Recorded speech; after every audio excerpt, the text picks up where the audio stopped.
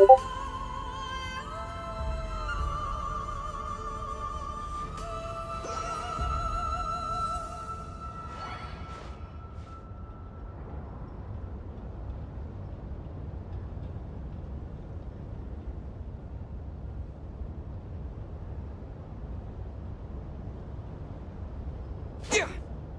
right. Time to do daily. That real quick.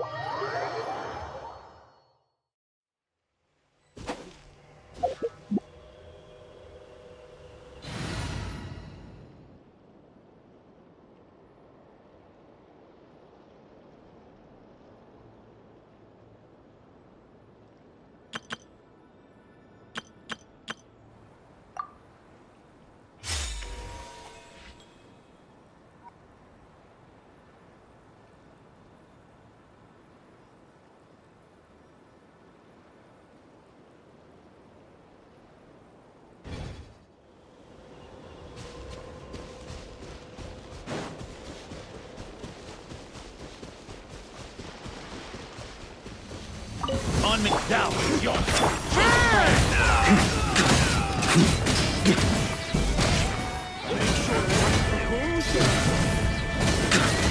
up the ante! A worthy adversary. I'm going in! Burn!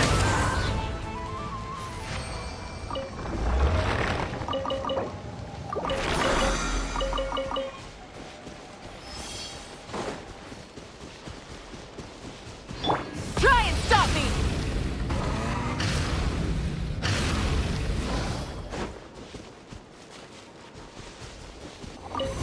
I'll make short work. Think you can get away? Brace yourselves! Rise with the sun! Burn! Beautiful shot. Shred him!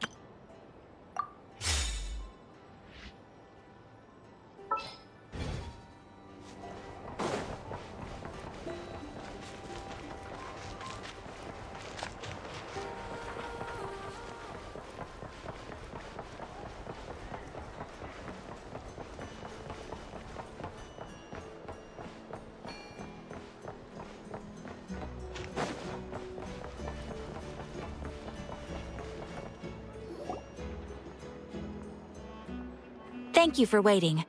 I finished checking your adventurer handbook. Here are your commission rewards.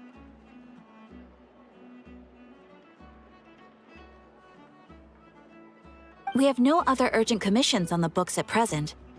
Thank you for all your hard work lately. Perhaps you two could consider taking a vacation. Amazing! Paimon never thought we'd end up having downtime and not cry. Things were pretty hectic when we first got here. Everywhere you looked, it was either the Wild Hunt causing chaos or the Vatui stirring up trouble. It felt like this whole region was one giant slime in a barrel, ready to go boom at any moment. Sure have. Things were looking pretty dicey, but in the end, we managed to turn it around. Whoa! Paimon just got deja vu! Oh, that's right. It's because we've done this like a million times now. Ah, yes. Are you two aware that the Moon Prayer Night is soon to take place? Oh, yeah! Llama told us that was coming up soon. Wait, why do you mention it, though? Do people in Nasha Town celebrate it, too? Paimon thought it was just for Moon Goddess worshippers.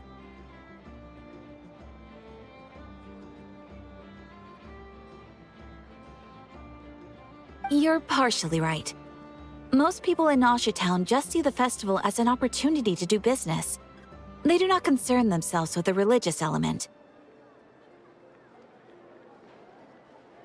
The festival was first celebrated by the Frost Moon Scions. On this day, they would wear moon prayer blossoms and celebrate the birth of the moon goddess through song and dance. They would also prepare food and handicrafts and give them as gifts to others. Over time, it became Nodcry's most lively festival. Oh, sounds like fun! Great!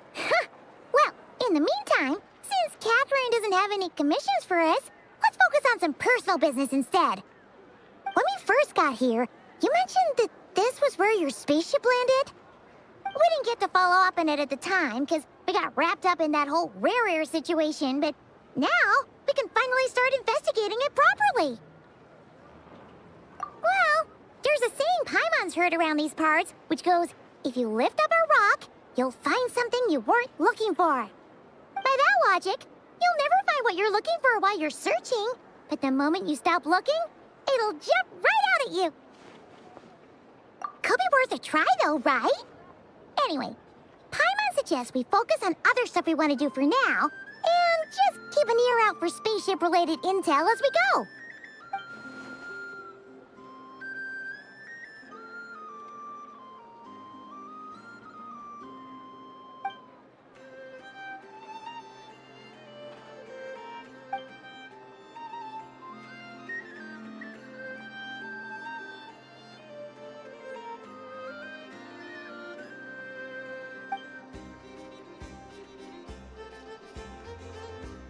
What's wrong? You look super serious all of a sudden. Huh? Paimon gets why you'd be concerned about Columbina, but what does the doctor have to do with anything? Oh, that's true. And now that you mention it, we're definitely overdue for a showdown with the Fatui. It is weird that he hasn't shown himself this whole time. What could he be up to?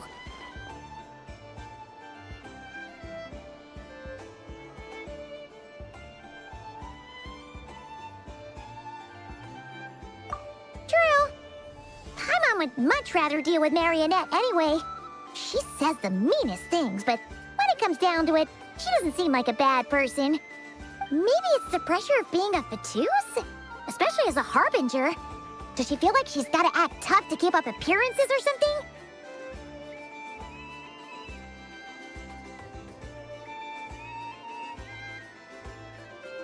But then, every time we headed out with Rarier, she always wound up having to repair Polonia and her other robots. That's gotta sting. Losing face always hurts more for people who care a lot about their image. She's probably still furious about it.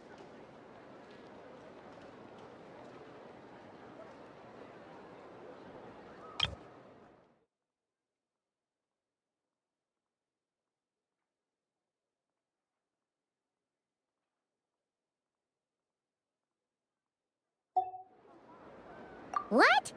Relax! She's not even here! Huh? What's the matter? Oh, nothing! Sorry, we'll be on our way now. Eh, Where are we again? Oh yeah, Columbina? Right, yeah, let's go see Columbina.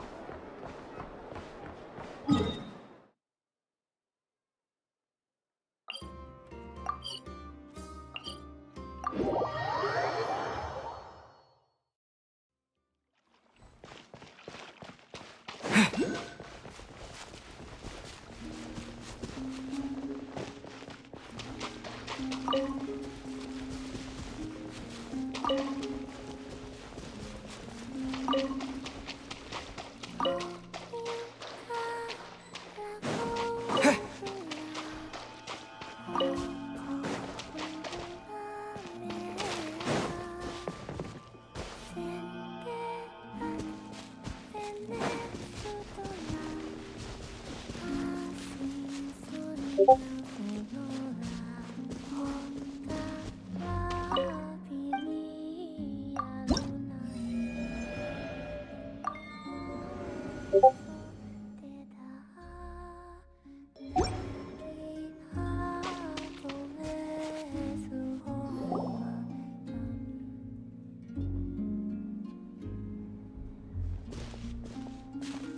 she's sitting up!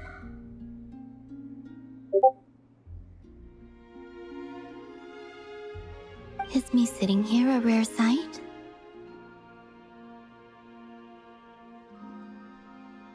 No, we just thought you'd be resting. Perhaps I would have been, were it not for the sudden arrival of some unexpected guests. Not that I consider it a disturbance. After all, you are the only ones who are free to enter. Would it not be a little unfriendly of me to lie down while we speak? I didn't realize you put so much thought into little things like that.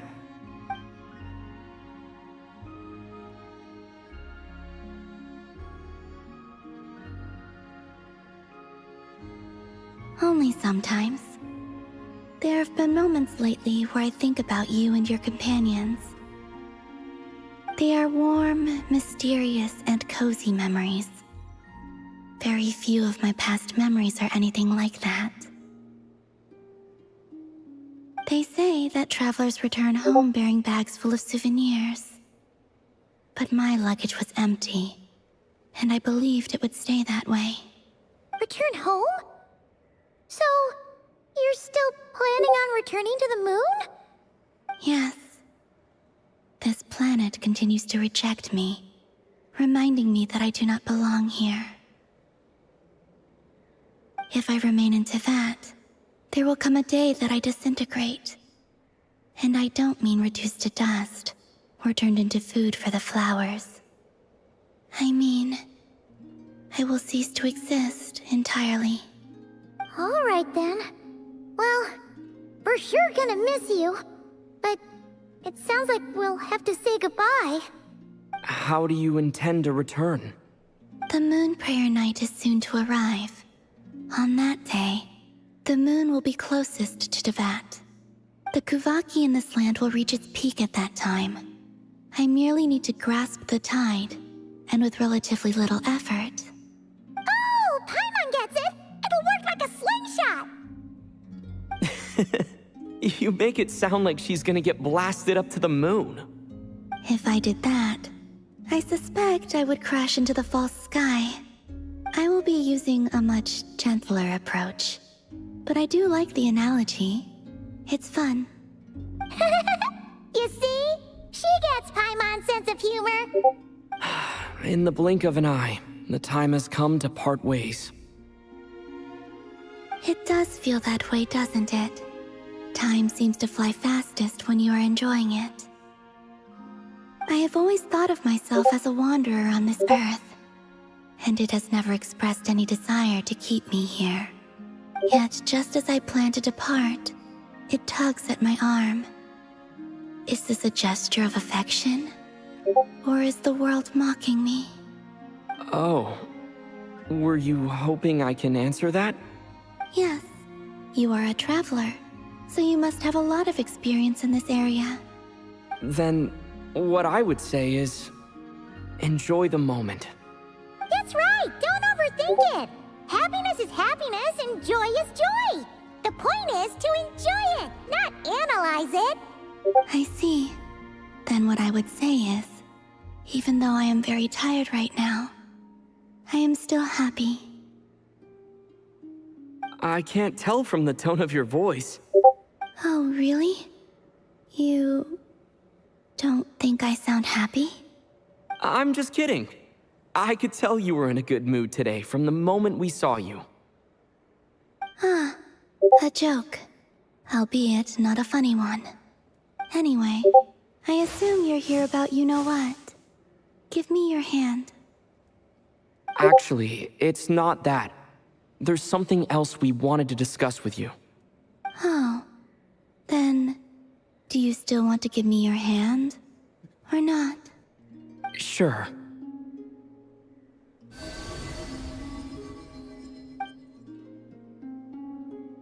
Thank you. So, I've heard that in the Moon Prayer Nights of the past, people here would hold celebrations in the Moon Goddess's honor. Since you helped so much in our fight against the Rehir of Solnari, I think you deserve a farewell party before you return home.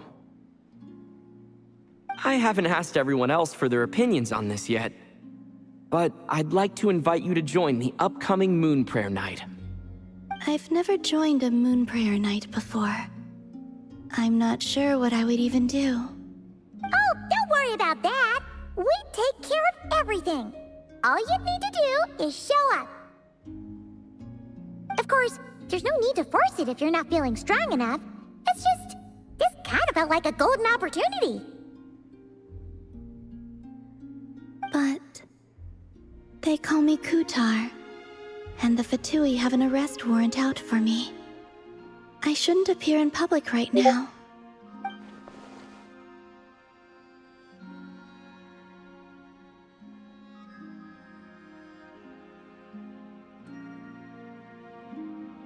I'll make it work. You have my word. Yeah, we got your back.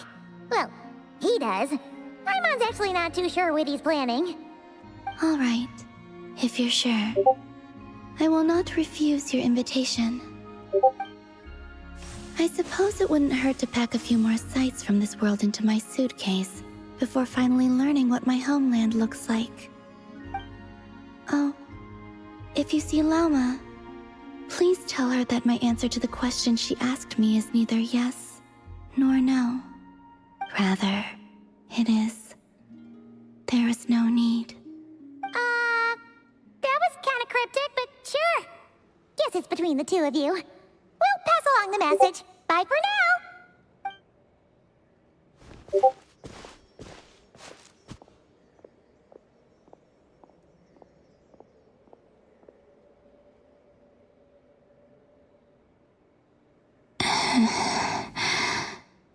And also, I do not know. Since she's agreed to join the festival, let's go see who else wants to take part. Lauma's gotta be the person most familiar with the Moon Prayer Night. We should start with her. Also, what exactly is your plan to keep her safe? Not sure yet. I'll figure something out. What? Are you serious? And Paimon even gave you her vote of confidence back there. When did you become so sneaky?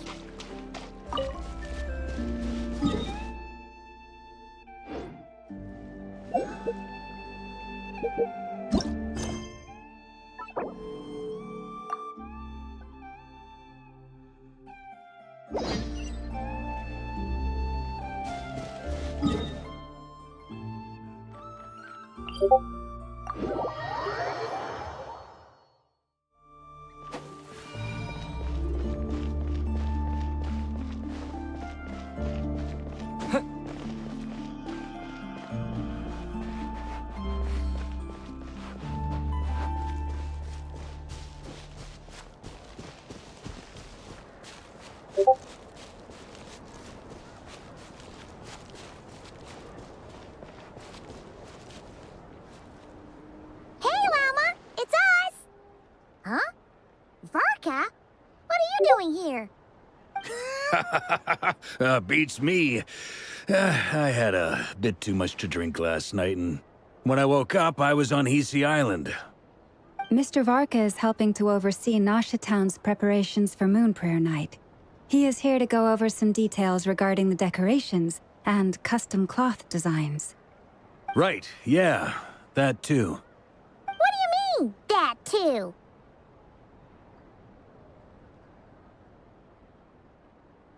Yes. Celebrating this festival is a long-held tradition here in Nodcry. On this day, the crescent moon at the top branches of the verdant crest turns into a full moon, and the moon prayer blossoms bloom with a special radiance. Our people take these to be blessed omens. It's an especially welcome event coming off the back of all that nasty business with Rehir. Everyone got put through the ringer recently, and now they're looking to turn their fortunes around. The big shots in town all agree that a big, lively celebration is just what we need to rebuild people's faith in this place. No wonder Catherine said that people weren't so bothered about the religious element. That's right. It's become more of a local custom by this point. The celebrations have little to do with whether the religious stories behind this event are true or not. Even the Frost Moon Scions are eagerly awaiting the coming of Moon Prayer Night, despite now knowing that their past beliefs were founded on a falsehood. That's fair. It's a bit like the Lantern Ride in Liyue. It's a chance for people to enjoy themselves, not debate the existence of the Adepti. Oh, one other thing! We just went to see Columbina. We went ahead and invited her to take part in the festival this time. Hope that's okay. Wait, so... you mean she agreed to it? Huh. That's quite a surprise. Then, I suppose that she intends to return to the moon on that day. Oh, yeah! It's kind of a complicated process, but basically, it's like a slingshot. I understand. In truth, I had a feeling that she might make such a decision. Well, if Kutar has decided to participate in the festival, we should prepare accordingly. Yeah, exactly. She was saying how it could be risky for her to show her face in public. We were wondering if there was any way we could hide her.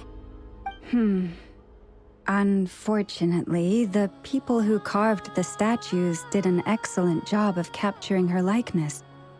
It will be very challenging to hide a goddess whose face everyone is so familiar with. Darn! We may have bitten off more than we can chew here. Nah, don't sweat the small stuff. We can handle that. Huh? Are you saying you have a plan? Not as such, no, but the most important thing with a festival is to keep the mood light and your spirits up. You can't go preparing for a festival with those long faces. You'll never convince anyone to enjoy themselves. The Mondstatter spirit is strong with this one. As it happens, I agree with Mr. Varka. Let's start by making our appreciation for Kutar the beating heart of the festive atmosphere. And who knows? Once we get the ball rolling, perhaps everything will just fall into place. Hey! Did you catch that? Llama said the thing! Or close enough, at least. I'm looking forward to the Moon Prayer Night already.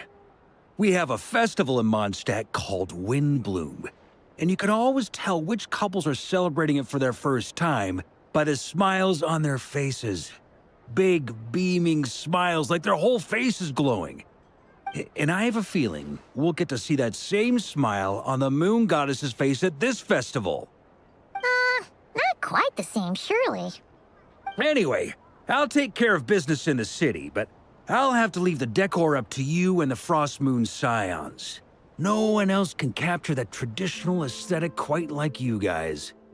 But lastly, there's the final key element that brings the festival to life. Companionship. Before you leave, let me show you something that we've been preparing. Mr. Varka had asked to see it already, so you may as well tag along. Also, I have some further questions about Kutar's decision.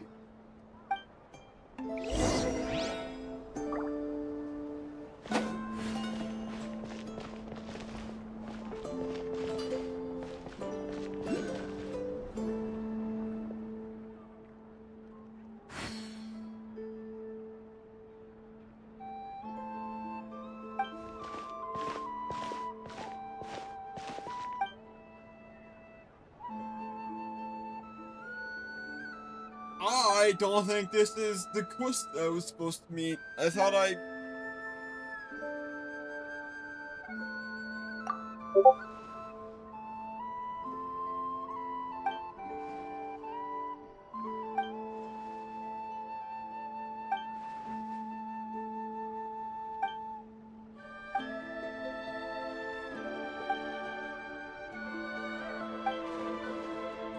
Yeah, this fucking game. I swear to God.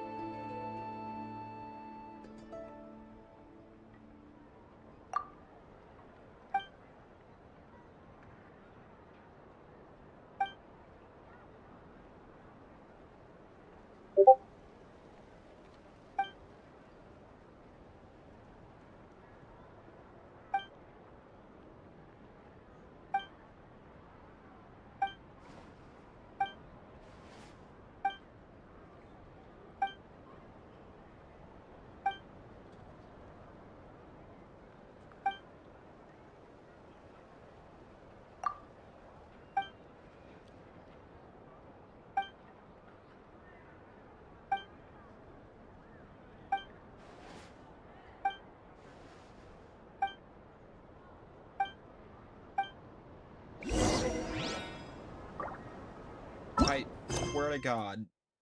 I did put it in focus mode, and it still auto-started a quest.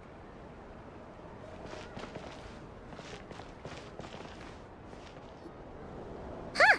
What's this? They sure look like they're having fun. I believe so. Kuhenki seem very skilled at playing drums like these, although I'm not sure where they learned it from. Maybe it's an innate talent? In their eyes, they're probably just playing with toys.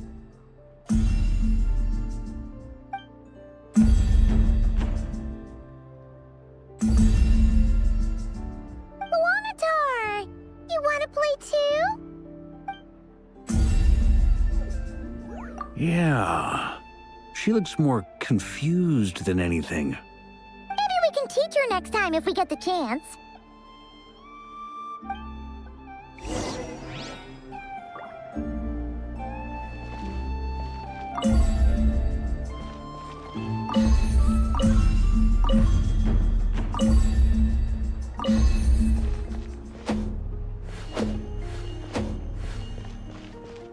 What are these floaty things? Moon veils. We hang them from buildings in the city during the festival. When you look at the sky through them, it creates a lovely misty effect.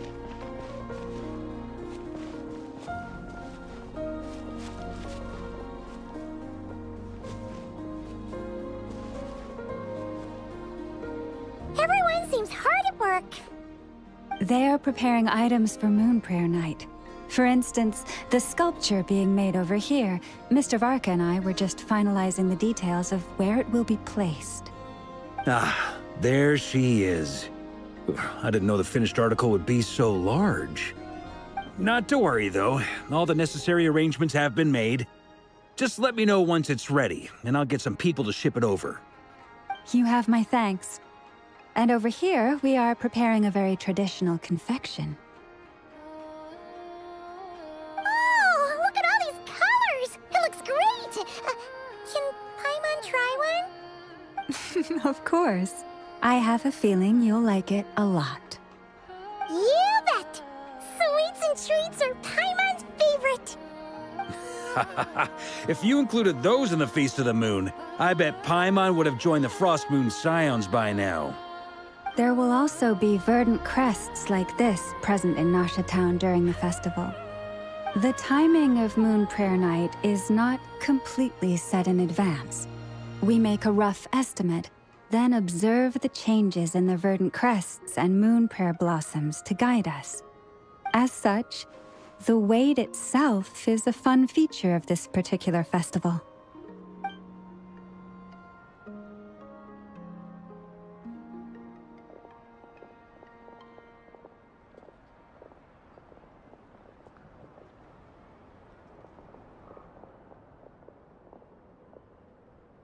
Let's talk here. To tell the truth, I am very surprised to hear that Kutar is willing to participate in the festival. I once asked her if she'd be willing to stay with the Frost Moon Scions. I could introduce her to everyone, and we could be a family to one another. She did not answer, but she has not appeared here since. I took this to mean her answer was no, But if that were the case, she would not have accepted this invitation.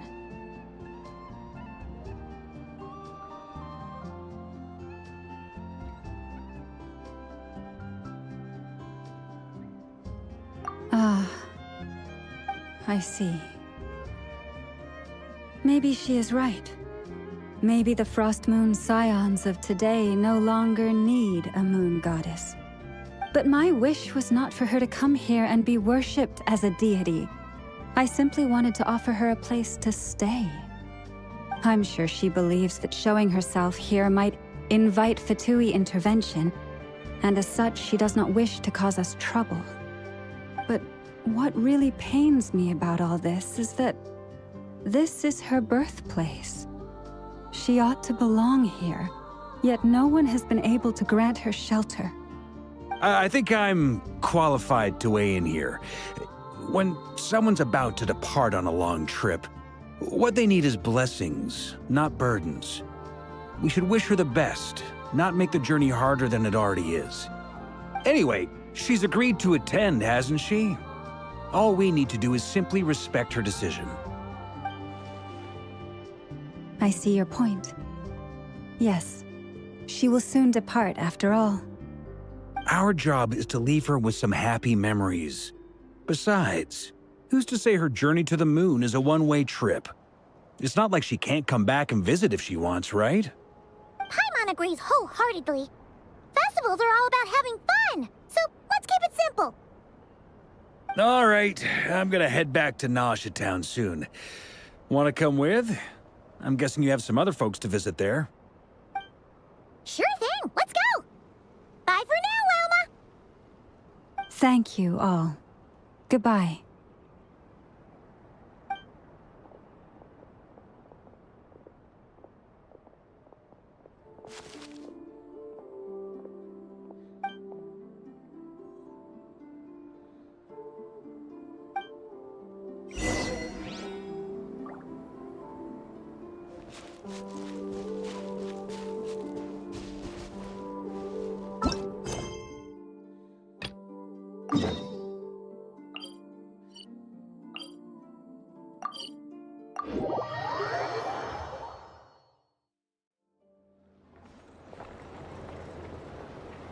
Huh? Hey, over there! It's Durin and Albedo with Flints! What could they be chatting about?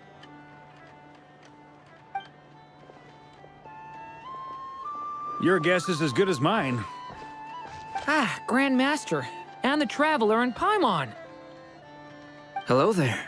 It's been a while. Perfect.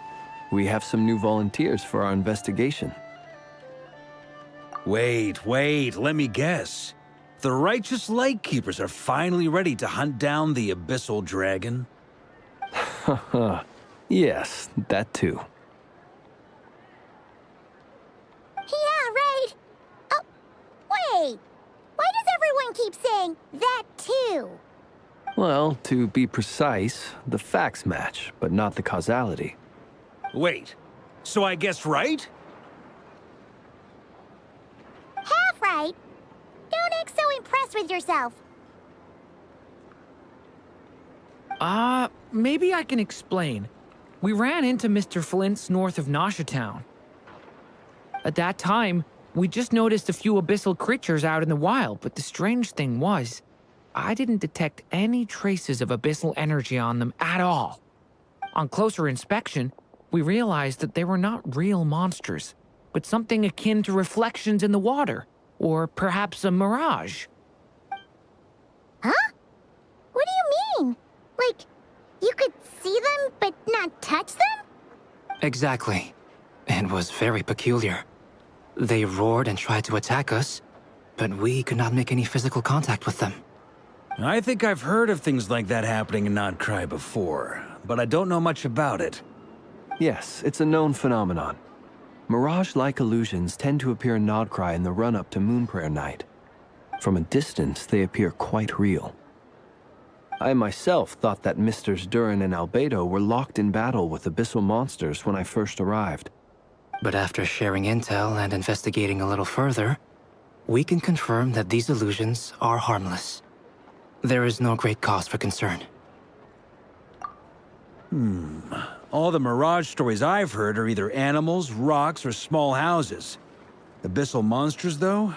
That's a first. It's a first for me, too. So I'm planning to look into it further just to be on the safe side. I intend to inspect a few more locations. What about you two? Any plans? Alice contacted me a few days ago. She'd like me and Duran to assist her with an experiment. But we lost contact shortly after receiving the message. I'm sure that comes as no surprise to anyone familiar with her. We don't know when the wind will blow, yet when the wind blows, we will know. That, in a nutshell, describes how Alice operates. Yeah, that tracks. Okay. Well, I suggest we investigate this Mirage business in the meantime. It's piqued my curiosity, and I'm pretty sure I know someone who will already be 10 steps ahead of us. Well said. Right? Whatever's happening in Notcry, she always seems to be the first one to know. Let's go see what she knows. We can invite her and her staff to the festival while we're at it.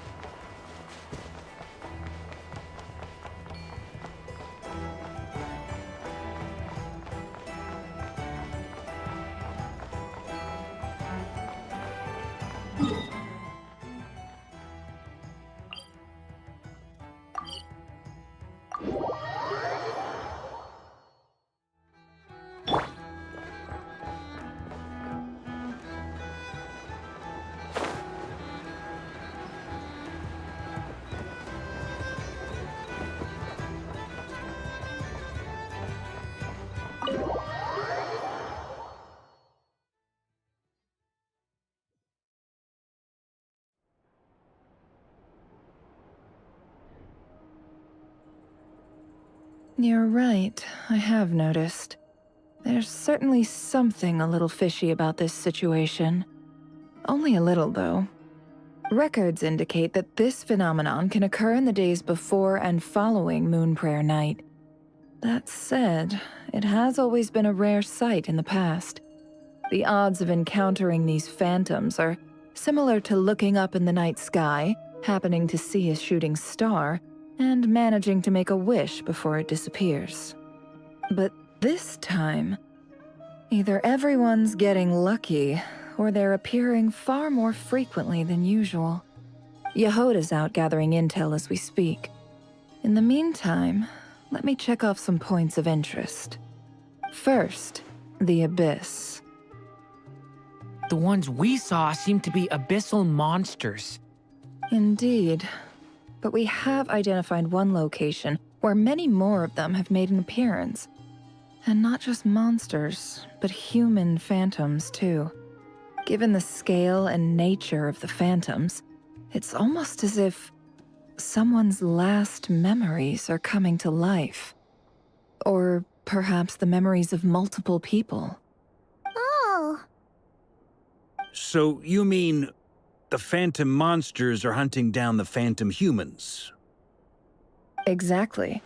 The phantoms can interact with each other, but we have no means of intervening. In addition, some of the human phantoms would seem to be from the very distant past. This is clear both from the clothing they wear and the stories they tell. They claim to be from Hyperborea, a name which I've heard from Lauma before. If this is true, it means they must be from 6,000 years ago. Did Paimon hear that right? 6...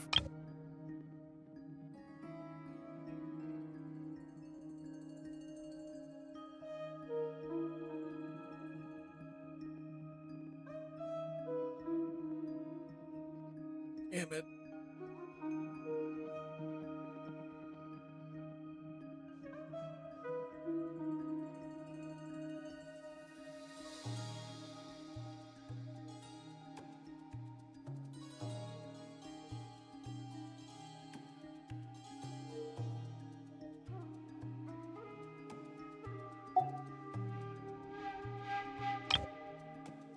Did Paimon hear that right? 6,000 years? It sounds like this merits further exploration.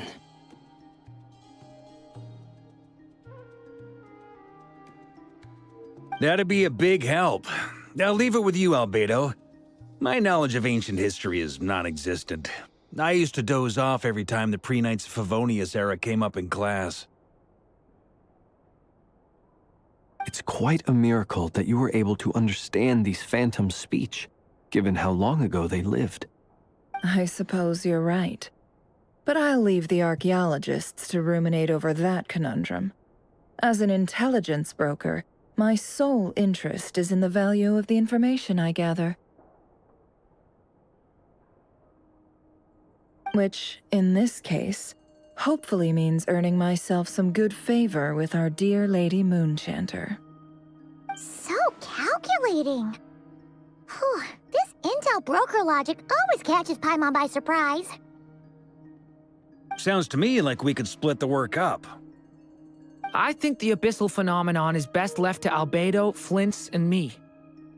Agreed. It coincides with my duty as a lightkeeper. For my part, I'd like to understand the Abyss better. Even a little knowledge would go a long way. This is certainly a rare opportunity to study the Abyss. But even rarer, perhaps, is the chance to make contact with the Ancients. The Curatorium will take the lead on investigating the Hyperboreans. We put in the work to learn what we know so far. It seems only fair that we get some quantity of exclusive intel.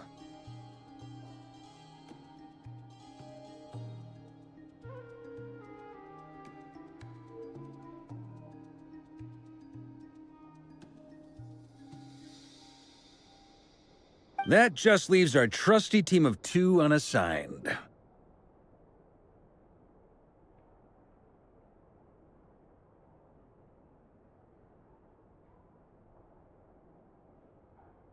Since you became an honorary knight, of course. This was part of my grand plan all along. Ha ha ha! Oh yeah, by the way, we managed to convince Columbina to come to the Moon Prayer Night celebrations. Would you and Yehoda like to join too? She agreed to that? Huh. Quite an achievement. Never underestimate the traveler, I guess.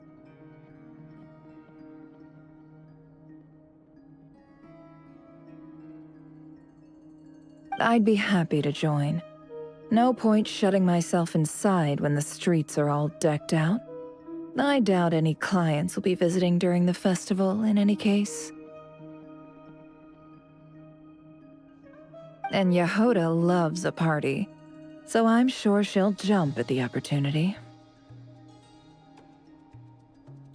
No, no, no, no, no, no, no, no, no, no! Way to contradict me in front of... Wait, no, that's not what I have bad news, boss.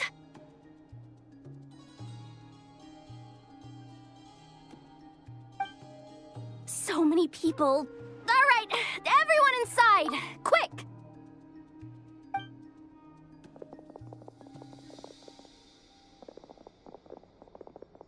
This is gonna sound crazy, but hear me out. I saw one of those phantoms at Star Sand Shoal, and it was some sort of flying ship. Like a spaceship? That's gotta be the one you came to Tibet in. You said you saw the same thing through the moon marrow, right? Huh? You already know about it? Ugh, I thought I was gonna blow people's minds. Turns out I'm the last to find out. Wait, back up. You came here in a spaceship? Now my mind is blown! What's it like on the inside? Was it like flying through space? I want to know everything!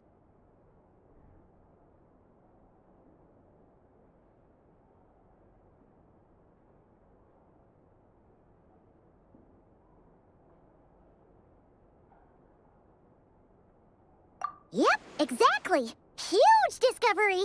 You're the best. Second best intel broker in the world. After your boss, of course. Wow. Really? Well, I don't know if I'm all that, but... I guess that decides where we're heading next. Come on, don't look at me like that. I know the spaceship doesn't have anything to do with me, but you don't want to leave me as the only one twiddling my thumbs, do you? Please? Fair enough. You can tag along.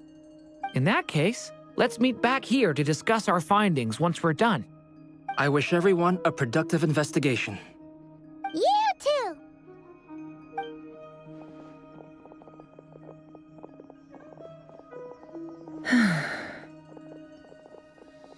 What's up, boss?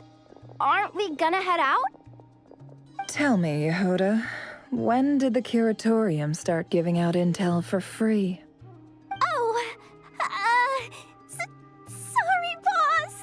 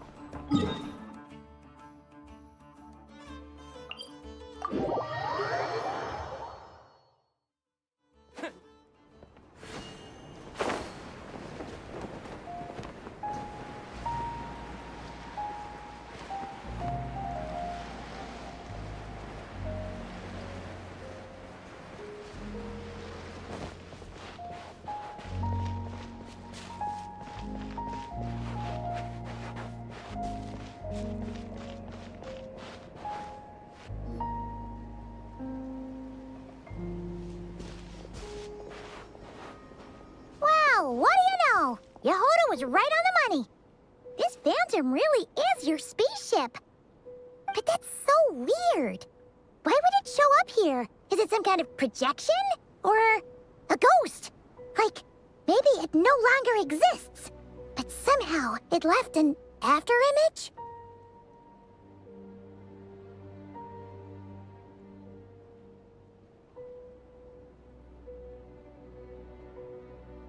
Ah, you're already here. Miss Lauma, what a surprise. I thought you were busy with festival preparations. I was, until one of our people informed me that a strange sight had appeared at Starsand Shoal. No one's ever seen something quite like this before. I thought I should see it for myself. Same here. Oh, so we heard that these things appear around the festival period. Any idea why that is? Unfortunately not. We have very limited information about them, since they can't be interacted with. And no human phantoms have ever made an appearance before now. The most we've been able to deduce is that these sightings appear to be connected to the increase in Kuvaki energy around this time.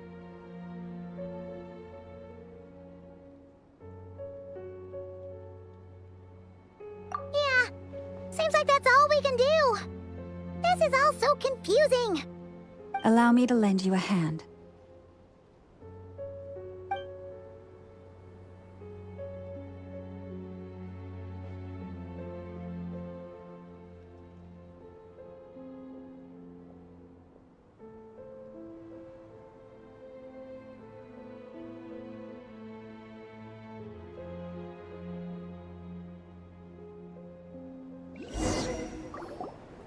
Everyone, our friend here should be able to provide us with some information. Is that a Rhyme-horn deer? I've heard about how the Frost Moon Scions live in harmony with the animals and can even communicate with them. That's coming in handy now, for sure. Okay. Yes, I understand. Then how about this?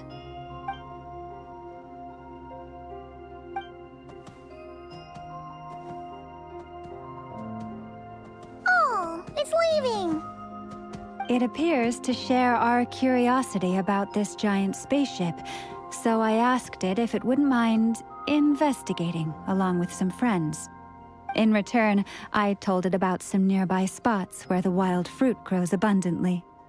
We may live in a different era from these phantoms, but I trust that the terrain, climate, and ecology here are more resistant to the effects of time than some things are. Let's give them a moment and hope for the best.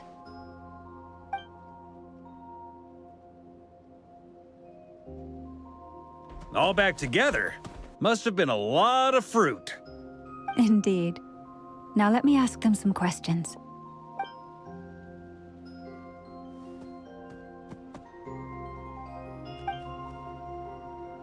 It did find a lot of wild fruit, enough for them to feast for a long while. This puffin circled in the air several times, but didn't spot anything out of the ordinary. Certainly nothing to do with the spaceship. Huh. Well, it definitely makes sense to get a bird's eye view. Indeed. Other than that, I was also thinking that the world these phantoms see is also different from ours. Oh, I get what you mean. The wild fruit exist in both times and spaces, but there might also be things that only exist in that space-time, which we can't see. Good point. Great thinking, Llama. Blunthorn rhinos can use kuvaki to shift great rocks, but this one says it couldn't get that ship to budge by even an inch. The sniffer mole tried too, but despite being a skilled digger, it could not get through. They say that the spaceship looks robust and undamaged. It seems completely impervious to any and all attacks. Whatever lies within is well defended from harm. So, just like us humans, there was nothing they could do about this spaceship either. Yes. Still, they deserve our thanks. We are grateful for all your efforts, dear friends. Now go, and enjoy your feast. I've noticed some other human phantoms gathered nearby. Come on, let's go talk to them.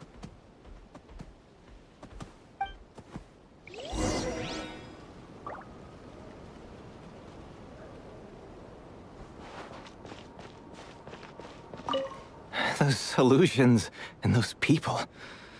It's all a little creepy, don't you think? Nah, all part of the festive atmosphere.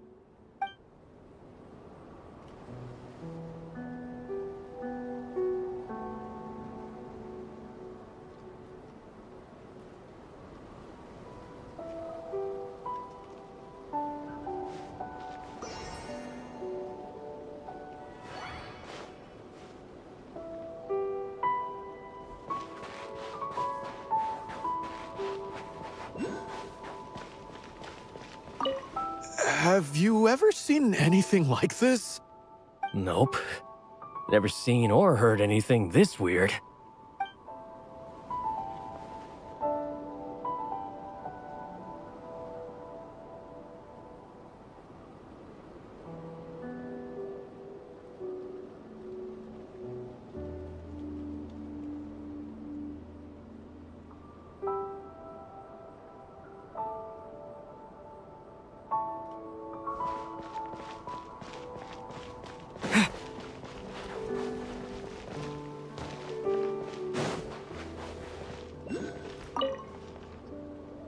What is this thing? I've never seen it move, and there's no way to get inside. Goodness knows. My grandpa says it's been sitting here at least since his grandpa was still alive. What about his grandpa? Did he say anything to your grandpa's grandpa about it? Huh? I don't know. In all likelihood, it was here back then, too. Hard to imagine something this huge could move. Guess that means that as far as they're concerned, this ship's been around a long time.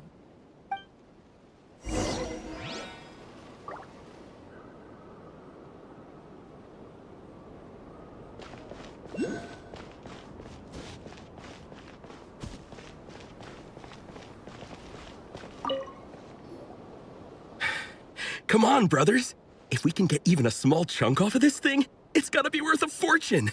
Today is the day we strike it rich. Huh? You mean Paimon? Yes, brother, I shall join you. Let's make our fortune. We should go with them. What the? This thing is crazy tough. I can't even scratch it. What's it made of? Sorry, brother. Looks like we'll have to seek our fortunes elsewhere. Enjoying yourself? I was just seeing if I could influence this phantom's perception by playing. But nope, no dice.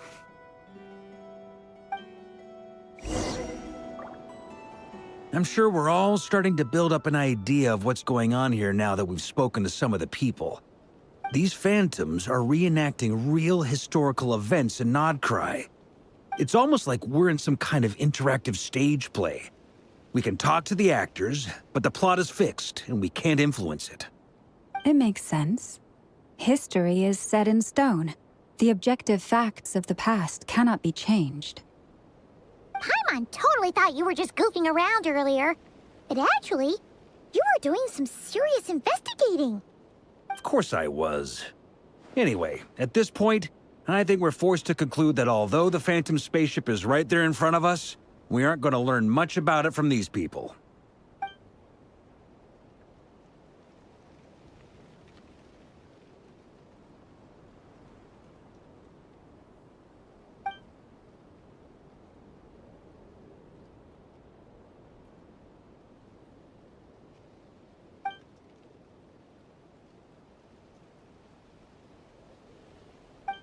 Don't be discouraged.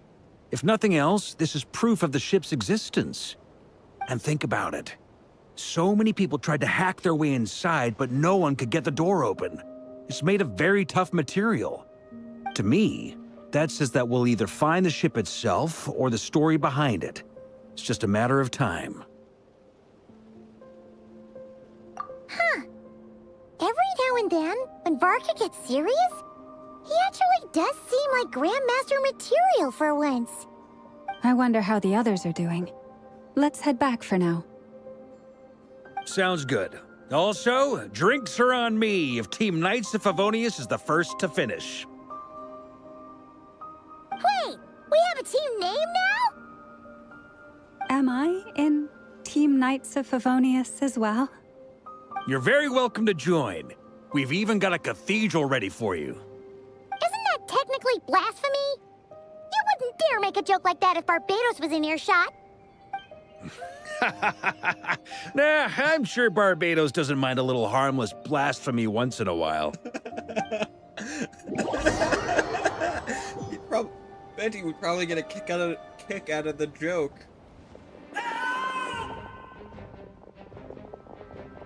Oh, no! Get away! Oh.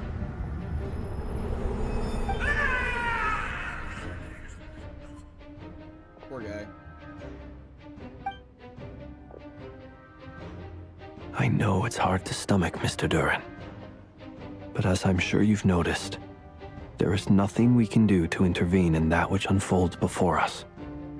But we have to at least try. And try you have. But are you aware of how many unsuccessful attempts you've made now? I wasn't keeping count. I'm afraid this is the 39th failure so far. Or the 5th if we're only counting this particular victim. There are no indications that these phantoms may be altered in any way. You seem to have calmed down a little. I'll make us a fire. You should rest and have some water. Feeling any better now, Mr. Duran? May I ask a few questions? Be my guest. What exactly are we witnessing here? What happened to those people? My guess would be that we are seeing Nodcry during the Conrian Cataclysm. Would that be accurate? Conria. That is correct. As you know, once the Abyss senses even the tiniest crack, it floods in and spreads like wildfire. There was a time in the distant past when it permeated all of Nodcry, causing immeasurable harm. The people paid a terrible price to heal this land. Then, 500 years ago, the whole of Tevat suffered an abyssal disaster. Once more, Nodcry was dealt a devastating blow. I see. In the face of the abyssal onslaught, all were like grains of sand tossed around by a tidal wave. Be they human, fae, or god. The moment you witnessed is but one drop in a whole ocean of catastrophe. All right. I guess that answers my second question, too. I wanted to know why there's nothing I could do to help them, and that's because what we are seeing is history. That would be my guess as well. As I understand it, history and fate are not all that dissimilar. The latter may be unseen to us, but both are immutable. Yes. Fate was determined long, long ago. I still have a couple of other questions for you, Mr. Flint's. You mentioned more than one abyssal disaster that has struck this land in the past. How can you be sure that what we're seeing is from the Conrian incident? And also, how are you able to stay so calm when you're talking about these events? From everything I know about you, you're not cold or ruthless, and you're not indifferent to the suffering of others. Alas, I am forced to show my age. I must be 600 or 700 years old by human measure. Wait, so you... One is not easily moved by history when one has witnessed the truth firsthand. I'm sorry. You needn't apologize. Your passion is a good thing to have. Treasure it, because someday you may find it in terribly short supply. Now, at the risk of offending you, I have a question in return. Your curiosity toward the Abyss, is it born from hatred or because you sense its call? I only ask because I kept a fragment of Rarir's body in my lantern for a short time. Specifically, his heart. So I know what a burden it can be to carry the Abyss with you. And I hear its power growling from somewhere within you. In my eyes, your mere existence is a miracle. My honest answer is... I don't know. I don't think I have the confidence to say for certain. What I will say is the Abyss is not the only issue that haunts me. Even before I became who I am today, the question dogged me constantly. Should I even exist at all? My doubts remain unresolved. But when we fought Rarir, something became a little clearer to me. Sometimes it is the darkness within us that allows us to achieve the impossible. I certainly got the sense from your 39 attempts that you were trying to achieve the impossible. It sounds like you've resolved to see the truth for yourself. Absolutely. In that sense, he and I are quite similar. Then I wish you every success. I look forward to the day of your transcension. Well, if everyone's caught their breath, I suppose we should head back. Oh, and one last thing. I'd appreciate if you kept our discussion about history a secret.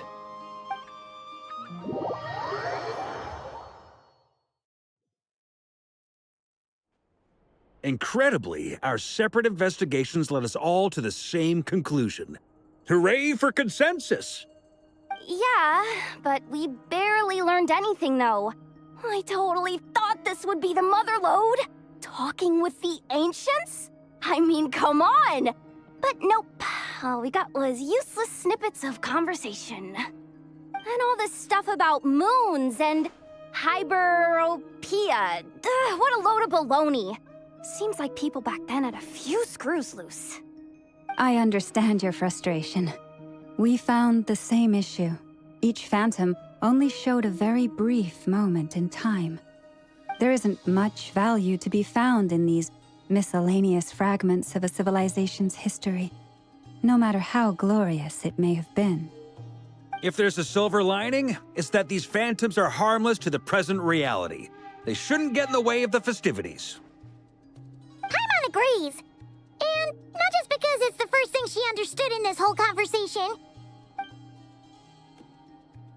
You look disappointed, Nefer. Is something the matter? What do you think? We all worked our tails off, but the only one to gain anything from it was you, Lady Moonjanter.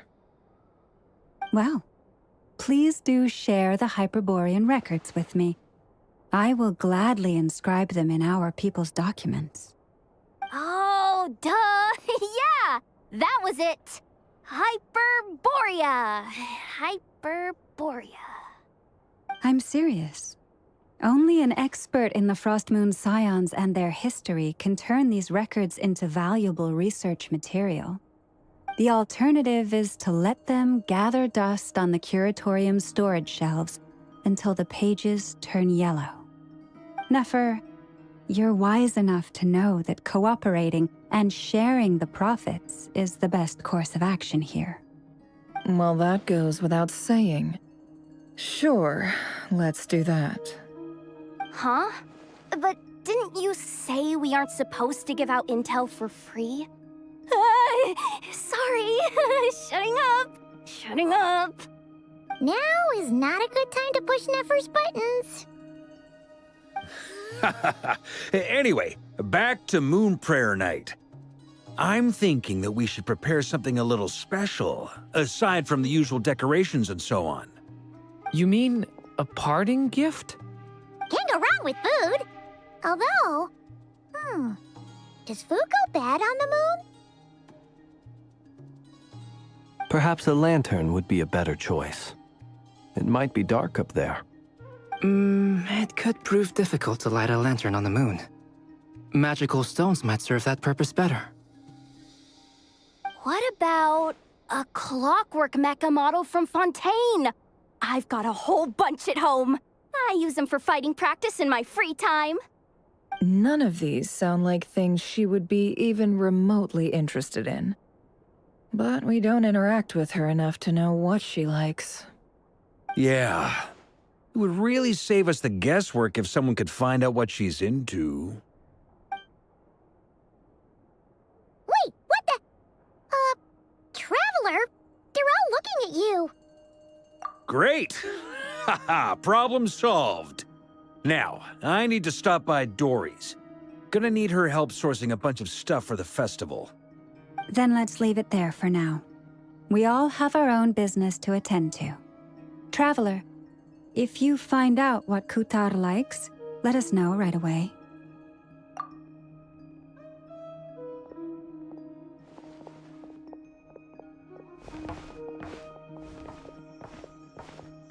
Is something the matter? I'm fine. It's just... I'm still feeling a little rattled after witnessing the horrors of the Abyss. But it's okay. This is something I have to work through. I'll be all right. Thanks for your concern. Well, don't put too much pressure on yourself. If you ever feel like something's wrong, physically or mentally, we're here to talk.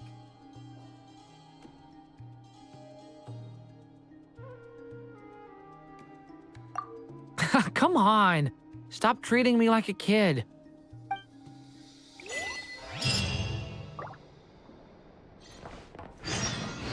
Which is why we need a lantern guaranteed to work on the moon. Yes, I have a few ideas, but the lantern itself is the easy part. The real issue is how little we know about the lunar environment. Wait, you two are serious about this? Let's just say I'm intrigued by these shining magical stones that Mr. Albedo has mentioned.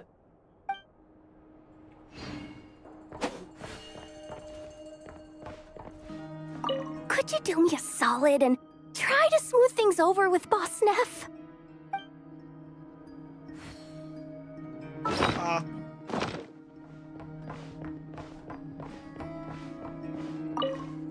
You should get going.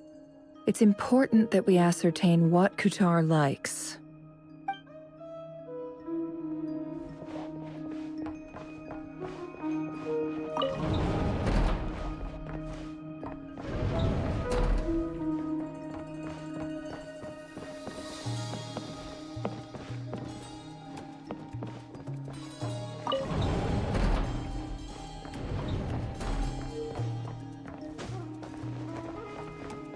Miss Lauma, would you accompany me into town?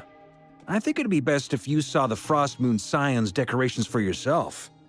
Very well. Let's go.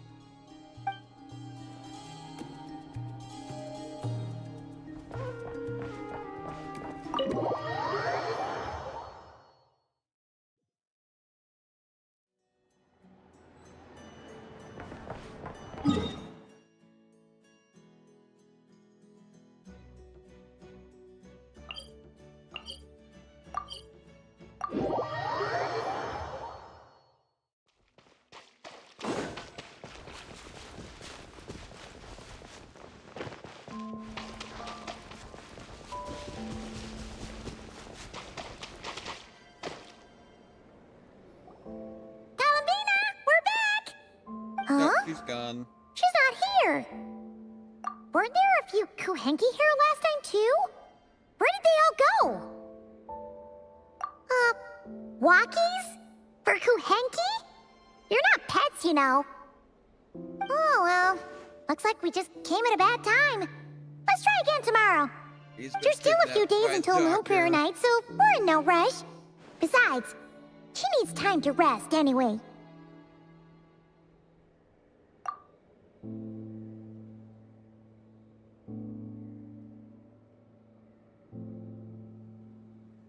Kalamina! Are you back yet? Oh, how strange. Looks like she still isn't here. Right? It's not like her to spend so much time outside. Especially since she's worried about attracting unwanted attention. What about Luonatar? Luonatar, you there?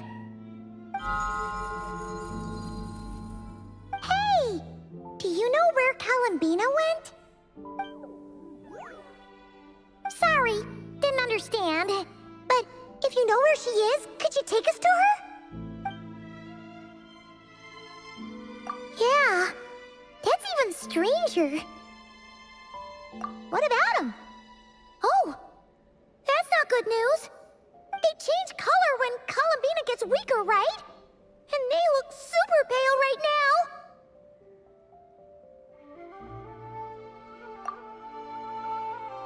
Good idea. She might know what's happening.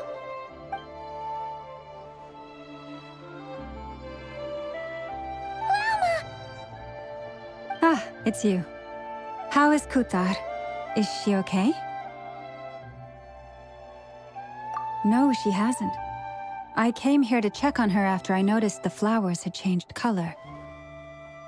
Based on past precedent, she must be very weak right now. Even getting up to walk would be a struggle. It seems unlikely that she wandered off outside. Not to mention that she doesn't do that at the best of times either. So yeah, this is super weird. No. Very few people are in the know about Kutar's whereabouts. And if anyone suspicious had visited, they'd have left some sort of evidence. Come on, let's go to Nasha Town. If anyone has seen her, someone there will know about it. It's not Cry's information hub after all. Makes sense. Let's go!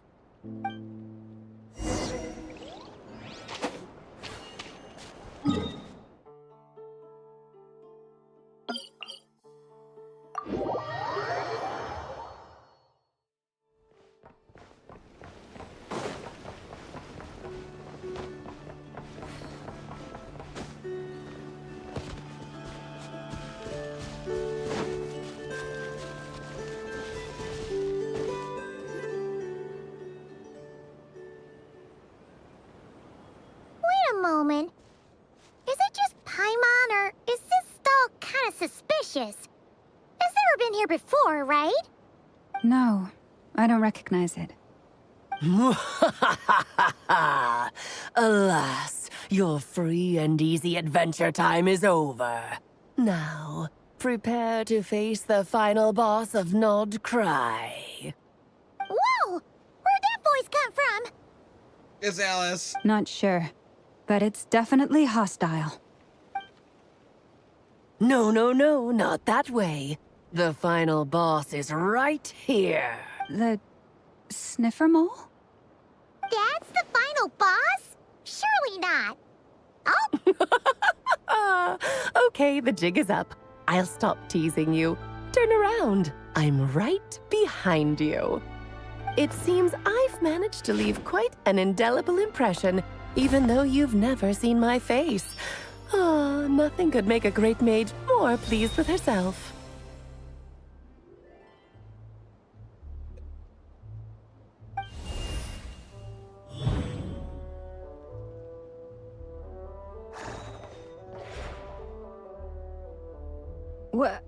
What is going on? I've heard that all the big shots in Teyvat have long, wordy titles that stun people speechless when they make their entrance. Unfortunately, none of them are affiliated with the Hexenzirkel, and we ourselves keep a very low profile. The notorious name-dropping doesn't quite work for us. Still, I, for one, think I'm really quite amazing. So that didn't stop me from coming up with a title anyway. Alice! It's really you this time? Not a lantern or a Dodoko, but Alice in the flesh? Oh, that's right. So, what do you think? How does it feel to finally meet me? You look like... Oh, that's the first thing you thought. A little surprising, but that actually makes me very happy. Because that means that when Klee grows up, she'll be just as stunningly beautiful as her mother. So she's a friend of yours? Kind of. This is actually the first time we've seen her in person. I see. Madam Mage, that was, quite a powerful entrance. I certainly won't be forgetting it anytime soon. It's okay, Lauma, don't force it. Paimon will do the honors. This is Alice from the Hexenzirkel. She's a friend of ours, and of Arcus, too. That's right. She's a good person, just kinda unpredictable. Well, what is the human heart if not unpredictable? Hmm? If we could not do as we please, how would we differ from machines? I am Lauma, Moon Chanter of the Frost Moon Scions. It is a pleasure to meet you. Oh, I know. Before you got here, I spent a good, 15 minutes getting up to speed on Nodcry's present situation. In other words, I've read the whole in the last episode part, so we can skip the pleasantries. Fair enough. Well, Miss Alice, I can already tell that you have quite a unique personality. You'll get used to it. Paimon sure is. So anyway, what are you doing in Nodcry, Alice? Oh, I thought I told you already. This time, I'm the final boss. And what a formidable foe I shall be. Powerful, confident, decisive, and good luck finding my weak spot. You will never succeed.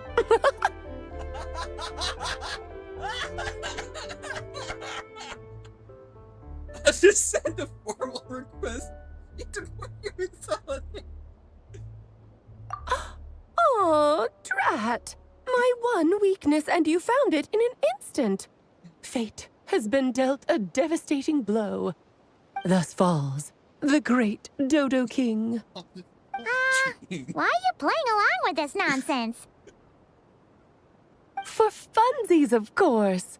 What's wrong, Paimon? Are you disappointed in me? Am I a gigantic letdown? No, it's just... you seem like a busy lady.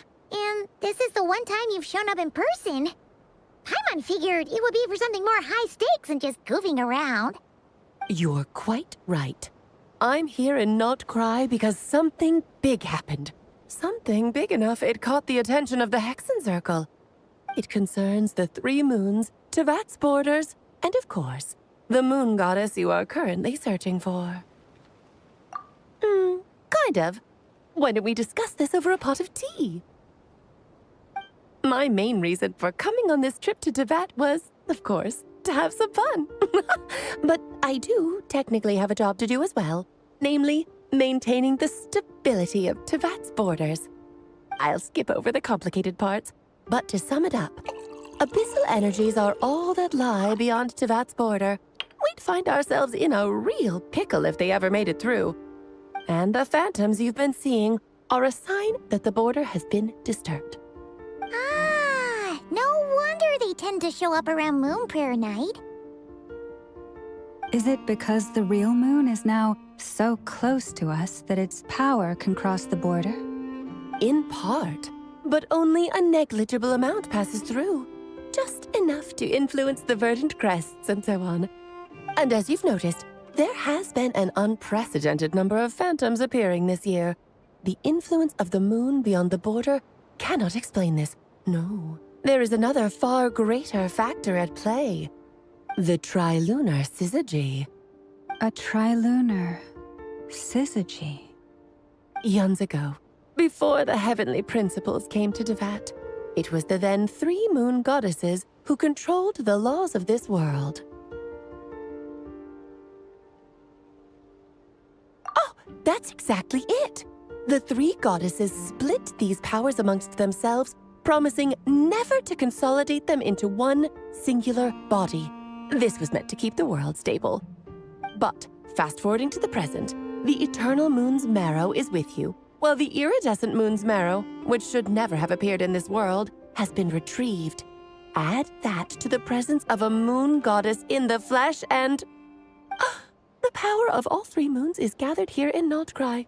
There hasn't been an event like this since the War of Funerary Flame. And it's having a noticeable effect on Tevat's borders.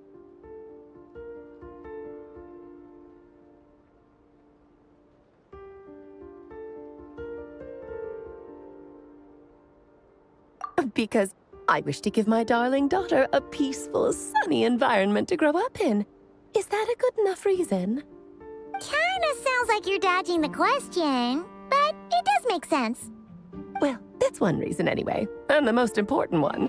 The others are a little complicated to explain. For instance, cleaning up after dearest Miss R. Albedo could tell you more about that if you're curious, but right now, I have a more important question to ask you. Why are you collecting the moon marrows?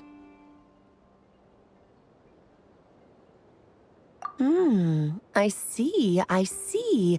Nicole told me about that legend once. Nicole? You mean Mage Anne? Oh, so you remember.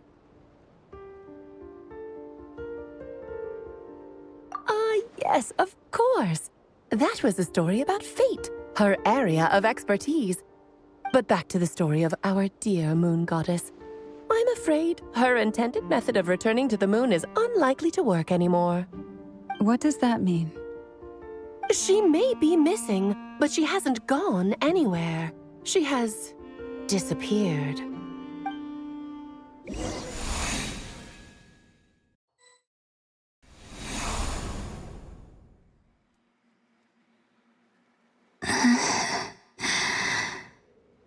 My body is so heavy.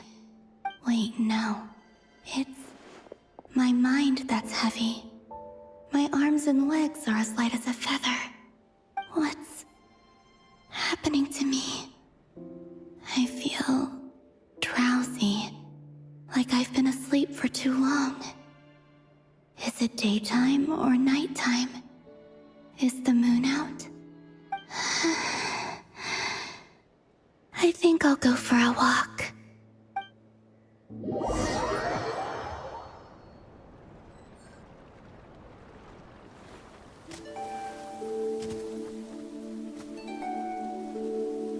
Are you out for a walk too? Huh?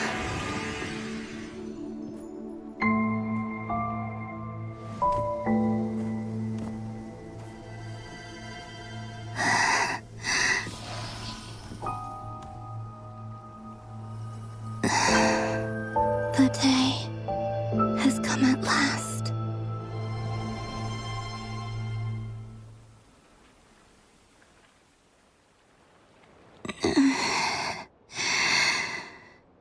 Have I grown so weak that I can't even sustain my physical form?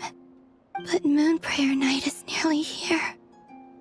I was so close to returning home. Death is near. Is this how it ends for me? Will I return to the moon after I disappear? Or... I don't want it to end like this. So far, at least, I still exist. Even if not physically, I can still feel. But as my power wanes, I'm sure that too will fade. I suppose I might take one final look at this world. The world where I was born.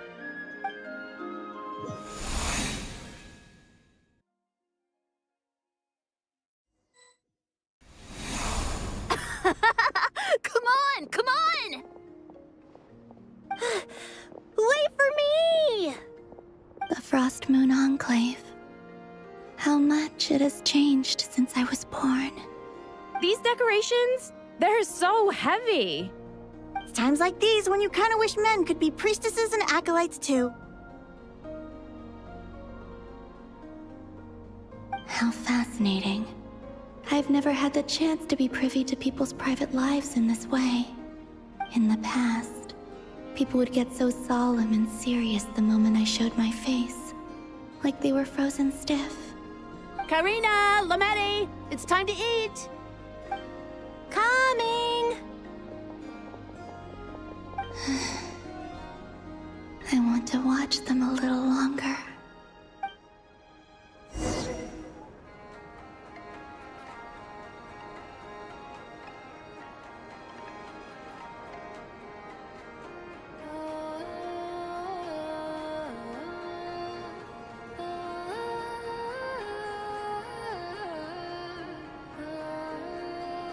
So just fill these balloons with air, right?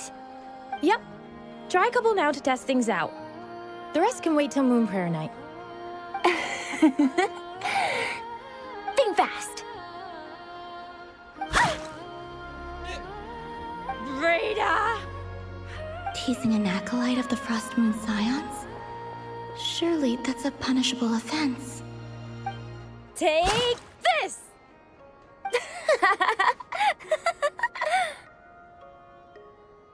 Huh? All right, enough horsing around. Lady Lauma gave us a task. We should get back to it. The task is just to check that the balloons don't leak, right? Doesn't matter if we fill them with air or water. Yeah. Okay, you got me there.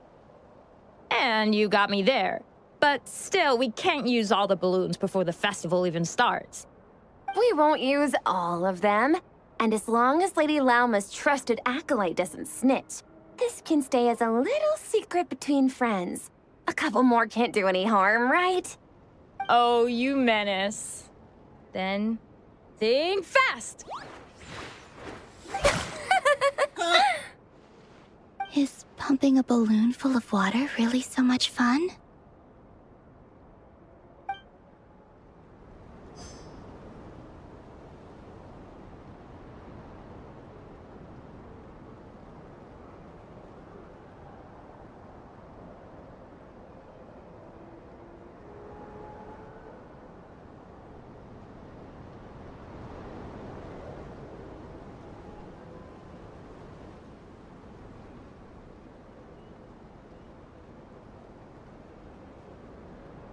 I'm sure you're both tired from playing all day. Come on, eat up.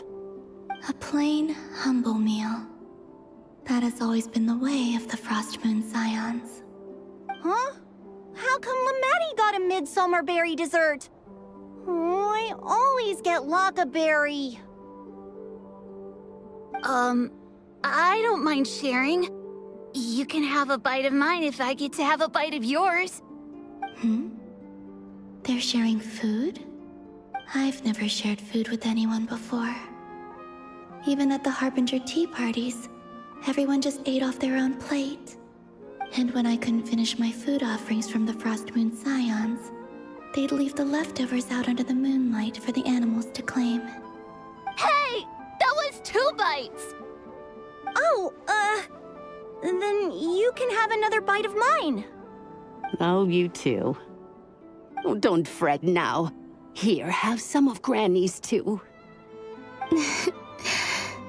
So this is what it means to be family.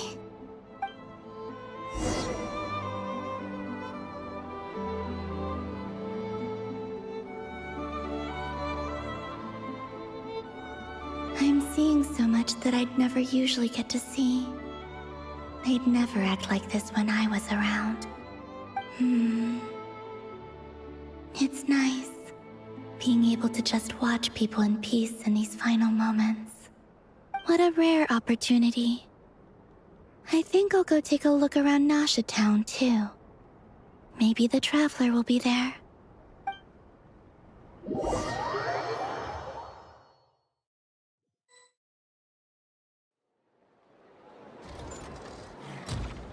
After the War of Funerary Flame, the Moon Goddesses were no longer recognized by Tevat. They lost the whole foundation for their existence. That's why the Moon Goddess's strength is fading. She cannot withstand the world's rejection of her. To be more pedantic about it, the Moon Goddesses did something to offend the heavenly principles, and that's why they were ousted. Something of a recurring theme in Tevat's history. So wait, let me get this straight. Moon Goddesses were there first. Heavenly principles come in, take their spot, and then pick them out. That's kind of fucked up. And like, they didn't like do anything to make it so like the Moon Goddesses like could still exist. It's kind of, it was not good, man. Theoretically, speaking so candidly should put me in their crosshairs too, but they can't tell me what to do. I'll say whatever I want. Anywho, the Moon Marrow energies were but a drop in the bucket for her, and that battle against the Ray Hair of Solnari only weakened her further. Fortunately, it happened close enough to Moon Prayer Night when the Kuvaki concentration here is high. That's the only reason she managed to survive this long. What do you mean, fortunately? You said she disappeared. We're too late. Ugh, what a headache. I thought this was all common knowledge. I guess I have some more explaining to do. Okay, buckle up. It's time for another lecture.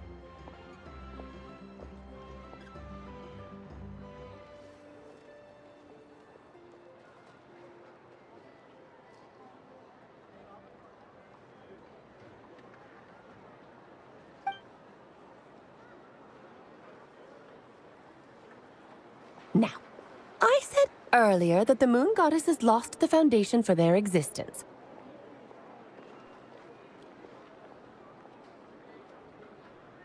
The reason for that has to do with the natural order. Basically, the rationale for their existence in Tevat was lost. The same logic applies to the present Moon Goddess, too. Consider her existence so far. Her comrades in the Fatui called her Damselette. And she was worshipped as Kutar by the Frost Moon Scions. But these connections have now been severed, whether by her hand or yours. So, the rationale that once sustained her existence is now gone.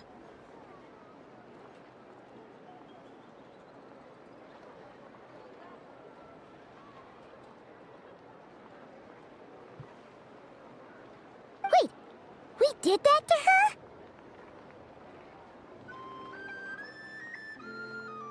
Oh, well, strictly speaking, yes. But let's not start pointing fingers, shall we? I'll only end up as the big bad villain, and that's not the kind of final boss I want to be.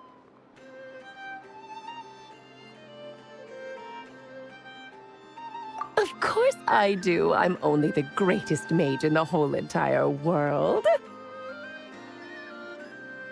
Now, if you wish to find your moon goddess, there are two problems we need to solve. Firstly, we'll need to strengthen the connection between her and Tevat, at least enough to sustain her until Moon Prayer Night. Strengthen her connection. But does that mean I'll have to rally all the Frost Moon faithful behind this? I'm afraid a bygone faith and a former home won't be of any help to her now. Do you know her name? Her name? Oh, yes.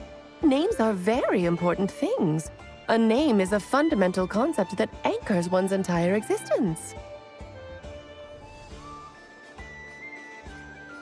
Then your first job is to find it. As a moon goddess, I'm sure she must have a name she identifies with. Neither Columbina nor Kutar is her true name, and she's never really accepted either of them. So, finding out her real name is enough to sustain her existence? Yes, I know it sounds like a small step, but every journey begins that way. So for now, that's all we need to focus on. The second problem is with her plan to use the moon marrows to return to the moon. Unfortunately, piercing through the false sky will take an enormous amount of power. Given her current condition, she won't be able to provide anywhere near enough power, even if she recovers her physical form. But no need to fret. Nicole's the expert in this field, and I'm sure she'll figure something out. Wait, Mage N is going to help us out too? That means we've got 2 Hexacircle mages on the case. This is turning into a pretty big deal. Actually, this is more of a side quest for me. Like you said, I'm a busy lady, so I can't stay for too long. I'll have to return to Tevat's border soon. That's the upside you get for looking out for my little Klee. Hopefully that will incentivize you to carry on keeping her company in the future. Anyway, jokes aside, you'd better get moving. It will take quite a miracle for the moon goddess's consciousness to hold out till Moon Prayer Night. Oh, I suppose I might as well tell you where Nicole is before I leave. Off you go now. Time to meet your new friend. Oh, yes, and a little suggestion. Don't forget to mind your heads. What? I wonder how Durin's doing. I should really go see him before I head back. You really are super busy. I most certainly am. There's so many children I have to keep tabs on just in Mondstadt. Durin, Albedo, Venti, Varka. Klee didn't make the list, huh? Of course not. Klee is my pride and joy. I have no qualms about her, because she's the best child in the whole wide world. Yep. Klee's a little angel. I'm glad you agree. Well, all the best. See you when I see you.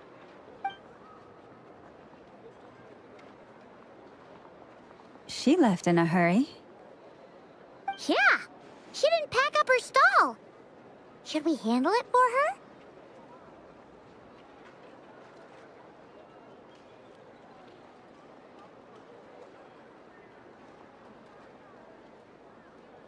I must say, I'm now very curious about her daughter. Klee, wasn't it? What's she like? That's a long story. Come on, we'll fill you in as we go.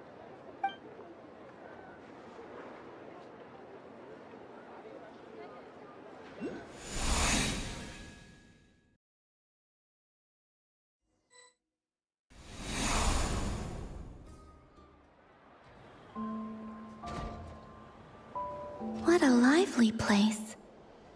I've never experienced Nasha Town like this before. Hey, you old geezer! Your hammer's rusted through! Who are you calling old geezer?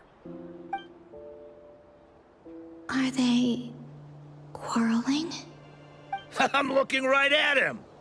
You've really gone downhill since giving your daughter free rein in the workshop. Can you even swing a hammer anymore? It shouldn't take you days just to fix a single chair. You might as well use that hammer to massage my back for all the good it's doing. Don't run your mouth, or you'll get a back massage that'll put you in bed for the rest of your life. Look, the materials haven't arrived yet, all right? You know how busy it gets in the days before Moon Prayer Night. I'll bet you send all the materials to your little princess. Blood's always thicker than water, huh? All right, you've made your point, Uncle Koski. As soon as the materials arrive, fixing your chair will be the #1 priority. And Dad, if you've got time to chat, why don't you lend me a hand, See? Lolka knows what the score is. I guess they're friends. But the way they spoke to each other was so ugly. Then again, it wouldn't be the first time I've seen something like this. Columbina! Sing outside my door in the middle of the night one more time, and I'll unscrew your vocal cords. You hear me? Oh, Zandrone. So that was her way of trying to be friends with me. What a pity. I won't get the chance to say any ugly things in reply.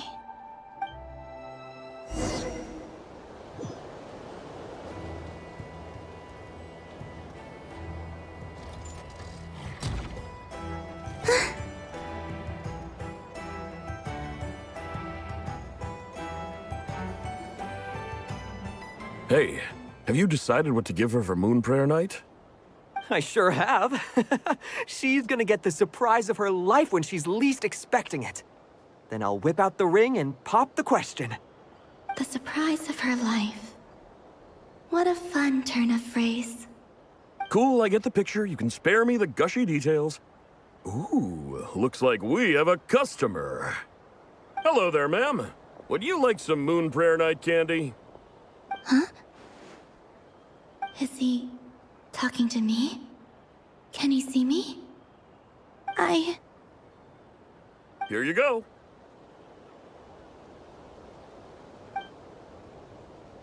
Oh. Sad. Sad. Come back anytime. Right.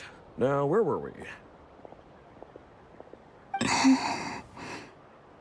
I don't know why, but I still held out hope.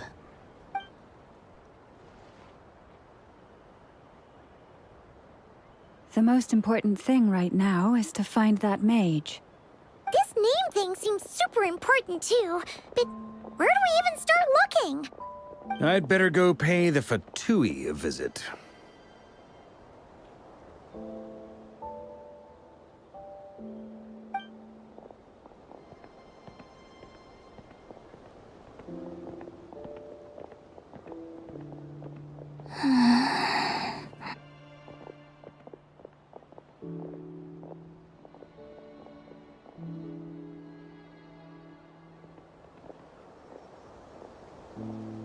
Columbina?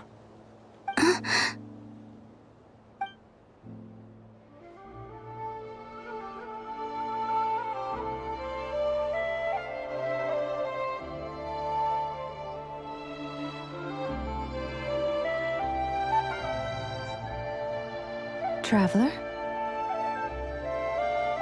Let's go! This is no time to be spacing out!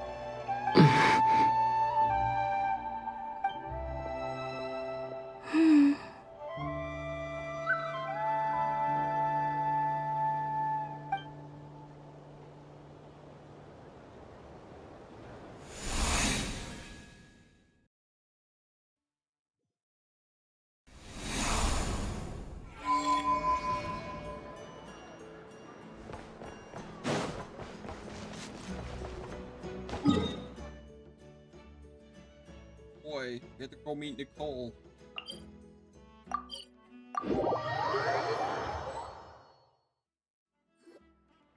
Where are they going? They mentioned a mage and a name? So, Mr. Varka, are you acquainted with this Nicole? Or should I call her Mage N? Not really. We've never met, though she has come up in conversation. From what I've gathered, Alice kinda took Nicole under her wing. Taught her how to speak in a more ladylike fashion, that kind of thing. Huh. Hard to imagine Alice as an etiquette coach. Yeah, Alice is a larger-than-life personality, I'll give you that. But then again, that's why she's able to draw such an eclectic mix of people into her inner circle. If I remember correctly, being an interesting person is actually one of her main entry requirements. So, if you ever wanted to join the Hexenzirkel, I'm sure you'd both be eligible to apply. Hey! Don't go around making promises on Alice's behalf. I wouldn't dare. I'm just trying to paint a picture of the Hexenzirkel for you. Okay, sure. Anyway, since none of us have ever met Nicole, how are we supposed to find her? We can't just go up to every woman in sight and ask, "Hey, are you Nicole?" Maybe something she's wearing will give it away? Like a windbloom pinned to her chest or something. Wait a minute. Alice never said Nicole was from Mondstadt. Oh, true.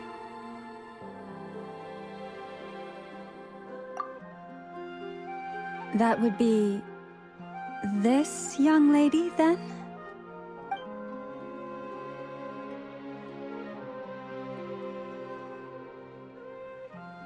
Hey there! Sorry to disturb you, but are you Miss Nicole? Varka, Knight of Boreas of the Knights of Favonius. Alice might have mentioned me before. Mm-mm. Have we got the wrong person? Sorry. Well, this is awkward. When I shook my head, I meant, no, Alice hasn't mentioned you before. Huh?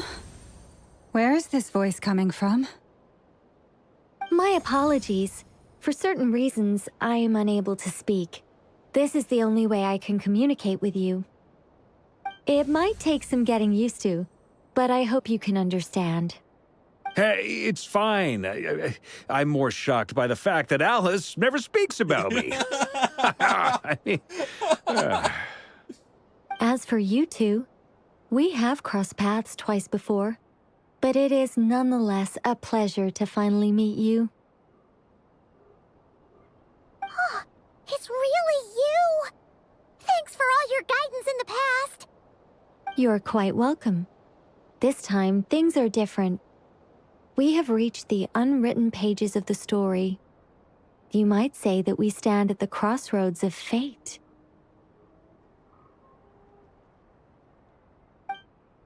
Now then, allow me to formally introduce myself. My name is...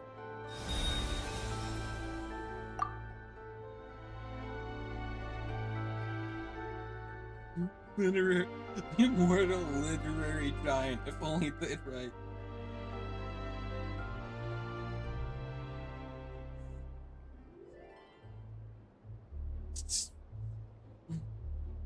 No, stop!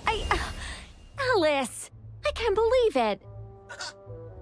I had a whole speech prepared. I'd agonized over every single word.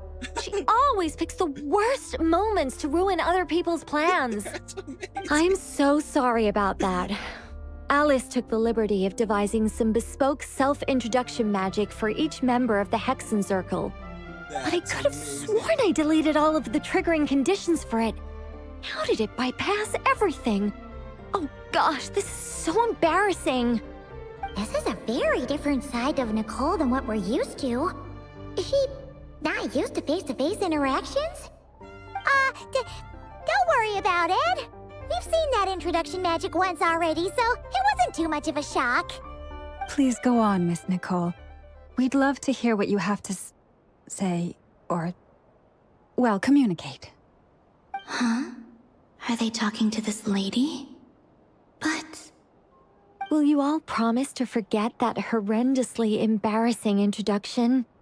sorry, embarrassing. When?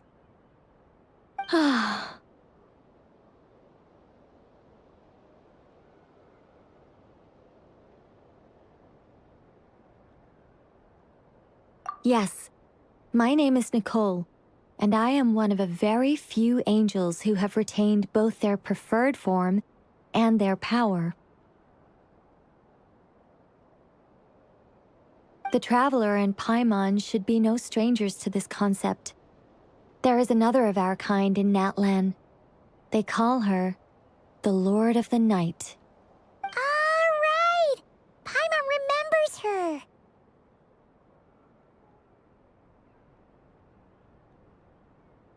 Yes. Well, I have retained more of my power than she. It's because I don't have a long-term duty to fulfill. To be more specific, no. We'll be here all day if I get into the specifics.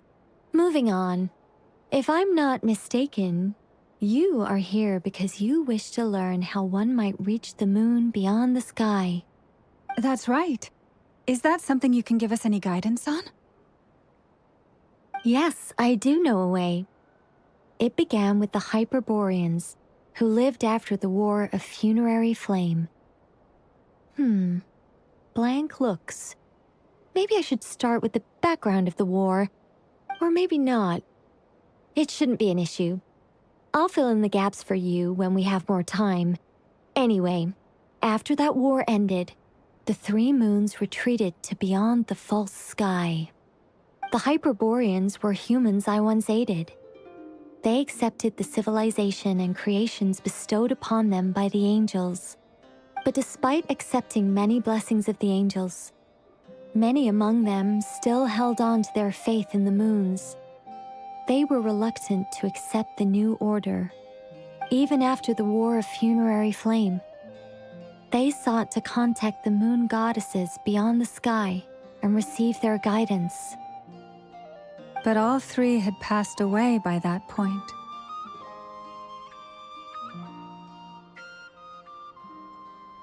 This mage has a unique method of communicating. Is she talking about the moons? Yes, but they did not know. And so, still they prayed for the moon goddess's mercy. After building titanic structures that consumed vast amounts of Kuvaki, at last they glimpsed the moons and heard their voices. But of course, they were gravely disappointed.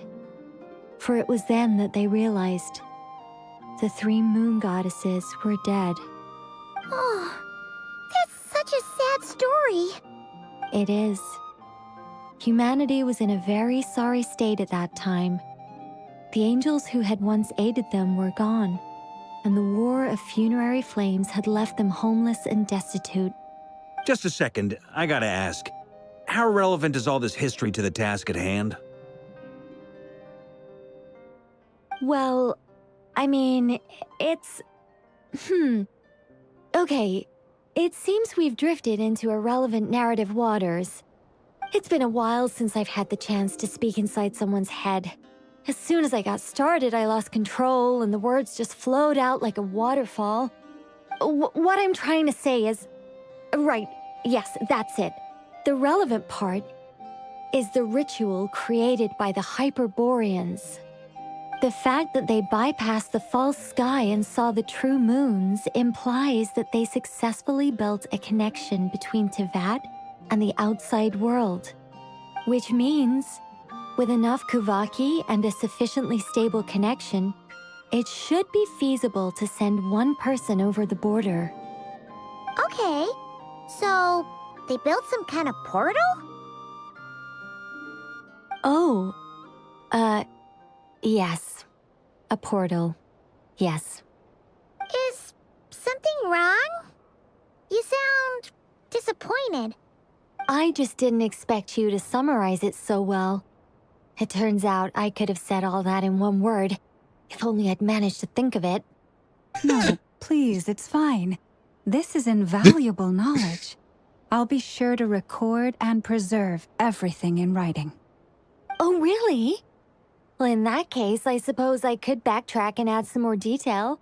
I did gloss over a few things so far. Whoa, whoa, whoa, time out. Let's summarize what we've got first. The Hyperboreans were the last ones to use this method, right? So we somehow need to find whatever structure they built and make sure there's enough Kuvaki to power it up. Luckily, we have the moon marrow of both the eternal and iridescent moons, so we're all good for Kuvaki. Which means the key issue we need to focus on is finding the place. Am I right so far? Yes. Although I expect the structure is long gone by now. That said, what if we could take advantage of the phantoms to travel back to a time when it still existed? Well, travel back isn't quite accurate. It's more like we'd be creating a handshake between 2 points in space-time. We wouldn't even have to pick a time when it still existed. It could just be a time when it still appeared in phantom form via projection, or we could project our own phantoms, fold them together, and... You look lost. Was that too hard to follow?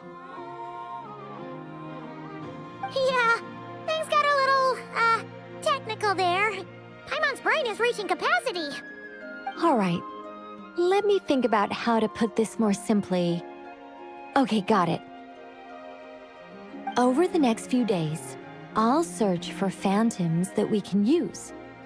Once I find one that meets the criteria, I'll let you know and we'll regroup. By completing certain rituals, specific individuals will be able to enter the phantom and make it to the Hyperborean structure.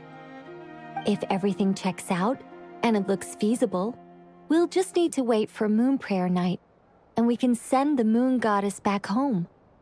I'm really skimping on the detail here. Is this making any sense at all? I think so. For now, we'll just wait to hear from you. Yes. Basically, yes. Great. Counting on you. In the meantime, we'll focus on finding the Moon Goddess's name. My name? Are they looking for a way to stop me from disappearing? Excuse me, Miss... Go on, Miss Nicole.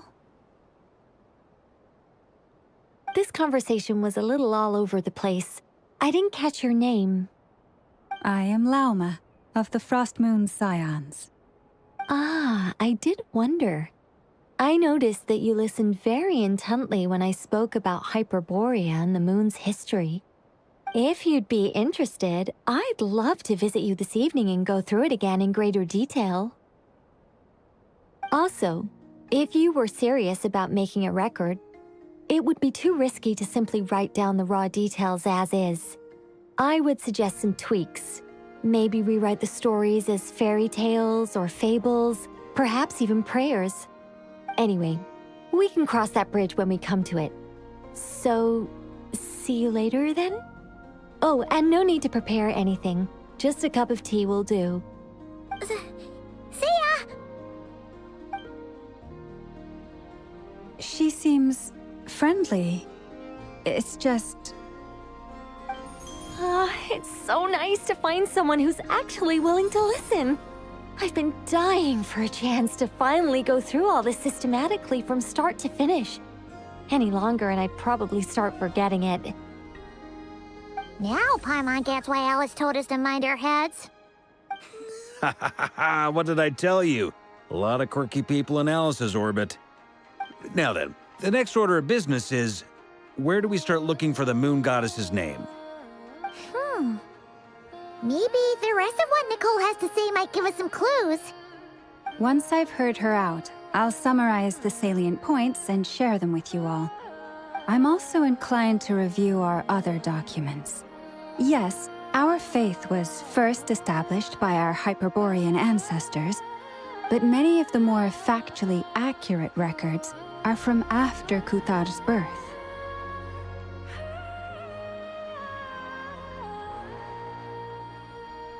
Sounds like we're gonna follow Calabina's journey through Tevat, huh? In that case, we'll start by heading to the Frost Moon Enclave. Sounds like a plan. Take this with you. I'll see about getting in touch with the Fatui.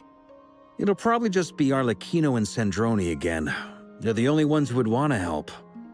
Thank you, Mr. Varka. Don't mention it.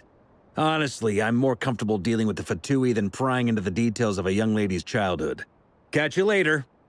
I should follow them, just in case there's some way that I can help.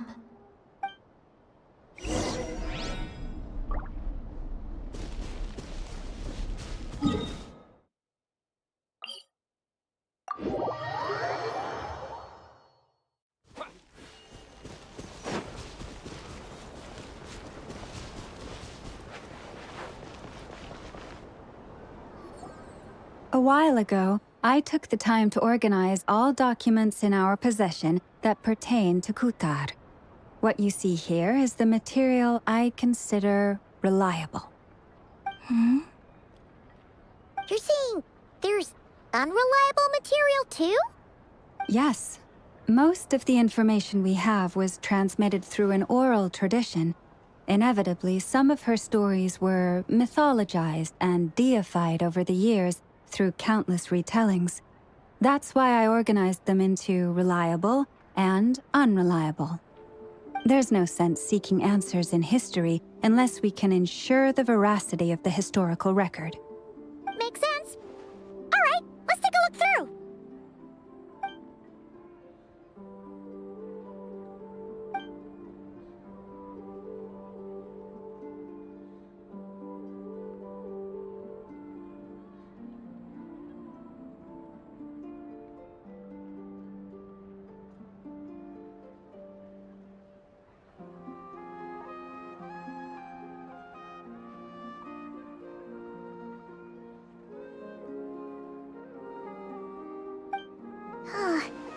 Almost all these records refer to Kutar instead of Columbina. Although neither of those is her real name. Paimon's not sure what point she's trying to make. What we can gather from these records is that the Frostmoon Scions worshipped her as a god, placing impossible expectations upon her. I cannot fault them for their earnest faith, but for all their devotion, worshipping her day in, day out changed nothing. I imagine that none of it resonated with Columbina. It wouldn't surprise me if, even back then, she had already begun to reject the name Kutar and everything it represented. Lama speaks the truth. When I heard them call upon Kutar with hope and expectation in their voices, they may as well have been calling upon somebody else.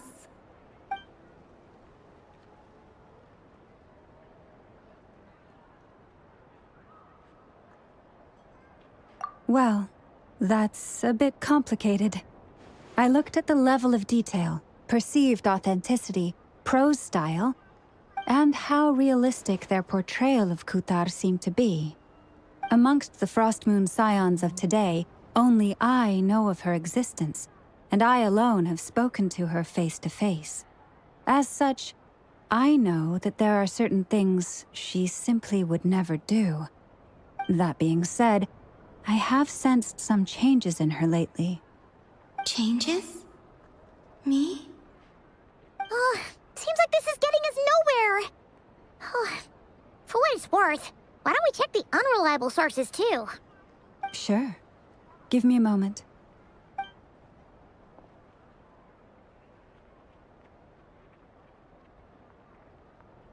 Exerting but a fraction of her divine might, Kutar sheared a great mass from the snow-capped mountain and cast it into the sea, upon whose surface shone the mirror image of the moon. Thus was formed the island of Hisi. Yeah, right. That doesn't even begin to pass the sniff test. The 3 moons are naught but lies through and through. Only one moon has ever shone for us, and Kutar is her name. The vast majority of ancient texts are filled with fanciful tales like these. I trust you understand my criteria a little better now. Kutar did not speak, merely gazing into the distance in silence. And where her gaze landed, this was her prophecy. Clearly, whoever wrote this text never even met Kutar, Otherwise, they'd know that her eyes are always closed. What about you, Traveler? What are you reading? Come on, let Paimon see. The child wished to build a wooden nest with which to shield a fledgling bird from the cold. But being so young and lacking in strength, the child could not snap the branches from the trees. Qatar was passing by. Upon seeing the child, she summoned forth the Kuhenki, who built a beautiful nest for the child. I remember that. Not knowing the meaning of Qatar's divine intervention, the child dared not to respond, and thus ran home to call their parents. But Qatar was gone. The Moon Chanter declared the event a miracle and took the nest as a relic, placing it on high for all to see. The child was named as one favored by the goddess and was greatly respected amongst the people.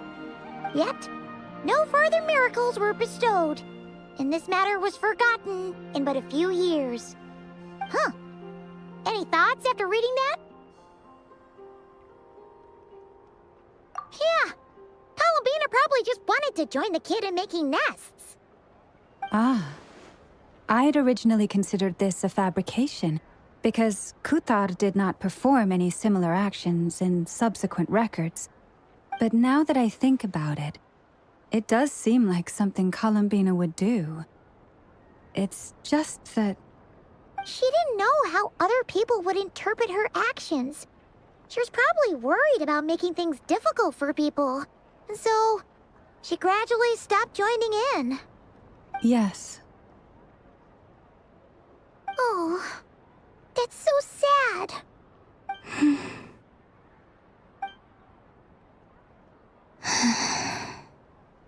And now, I can make no such gestures of warmth, even if I want to.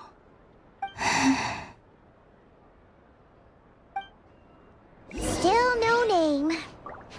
That's a bit of a shame. But we did learn some interesting stories. That's gotta count for something.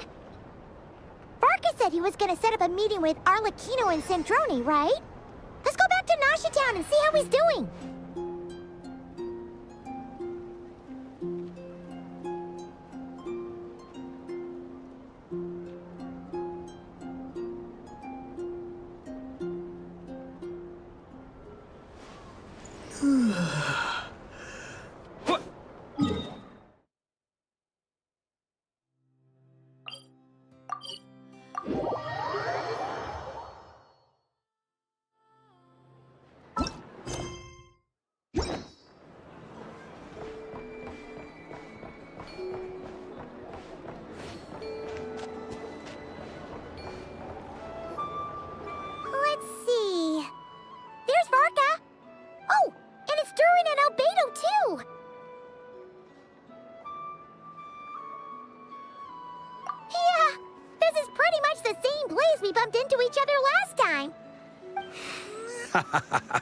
I convinced them to stick around a little longer.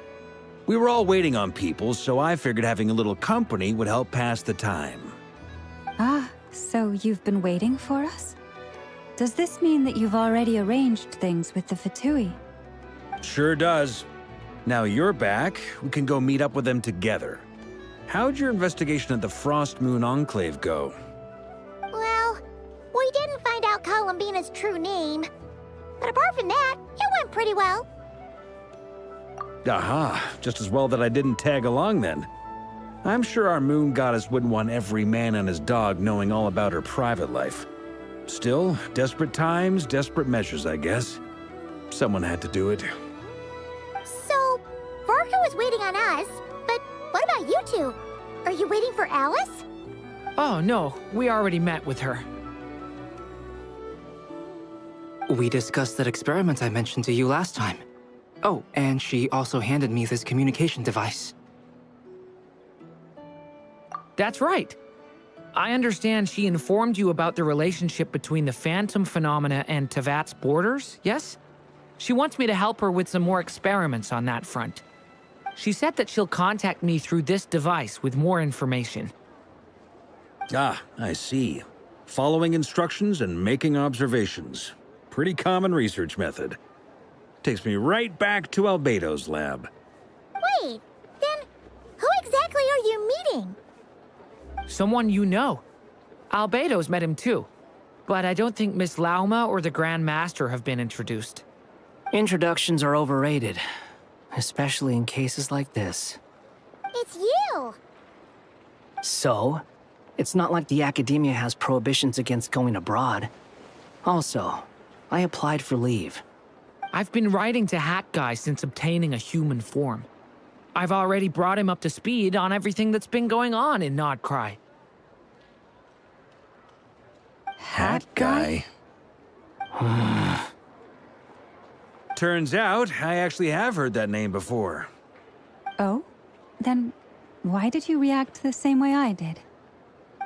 I only knew the name, not the fella. But since we're all here, let's do some introductions for what it's worth. I'm Varka, Grand Master of the Knights of Favonius.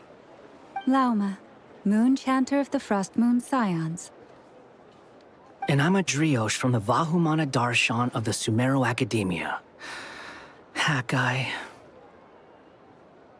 Good to see you again, Mr. Guy. I believe we last saw each other on the boat ride here.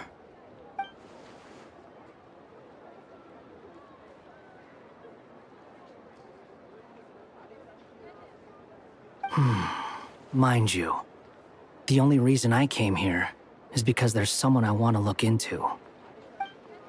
Who's that? The Doctor, also known as Dottore, second of the Fatui Harbingers.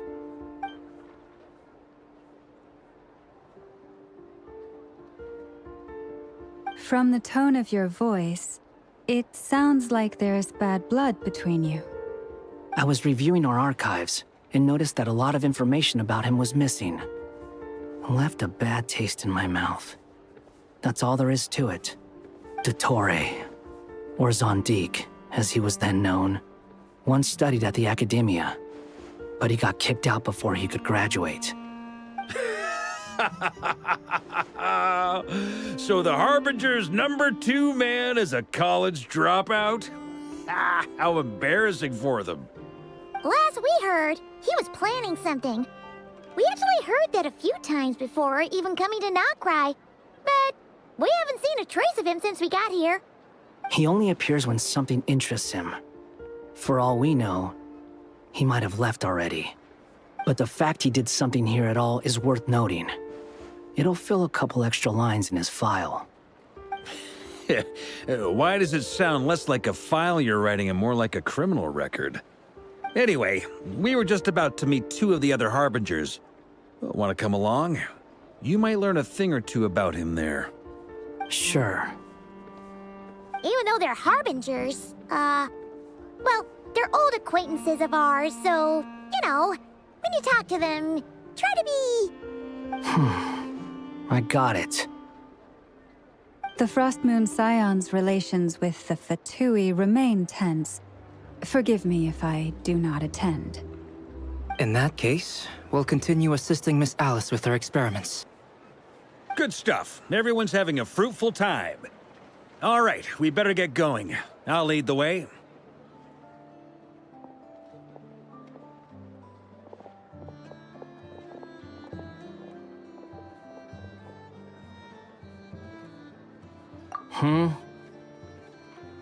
Well, yeah. That's obviously part of it. But I'm not the only one who has a score to settle with him.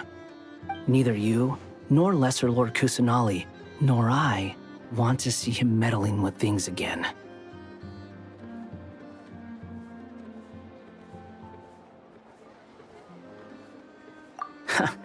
What's the hurry? Don't worry. Pigeons always know which way home is.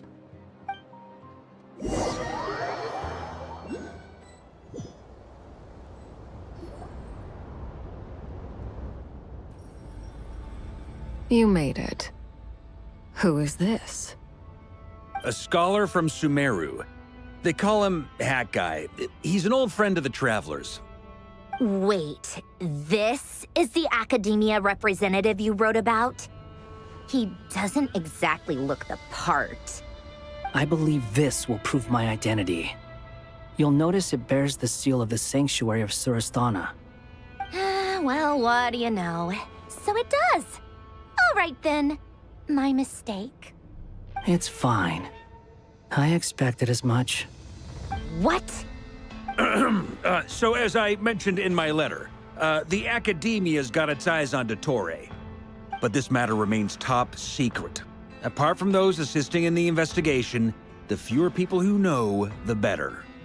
If anyone asks, I'm here in Nodcry to pursue my personal academic interests. Gotta say, Varka, you did pretty well to keep all this under wraps for so long. Sounds like you got in touch with the Academia about this way back. you flatter me.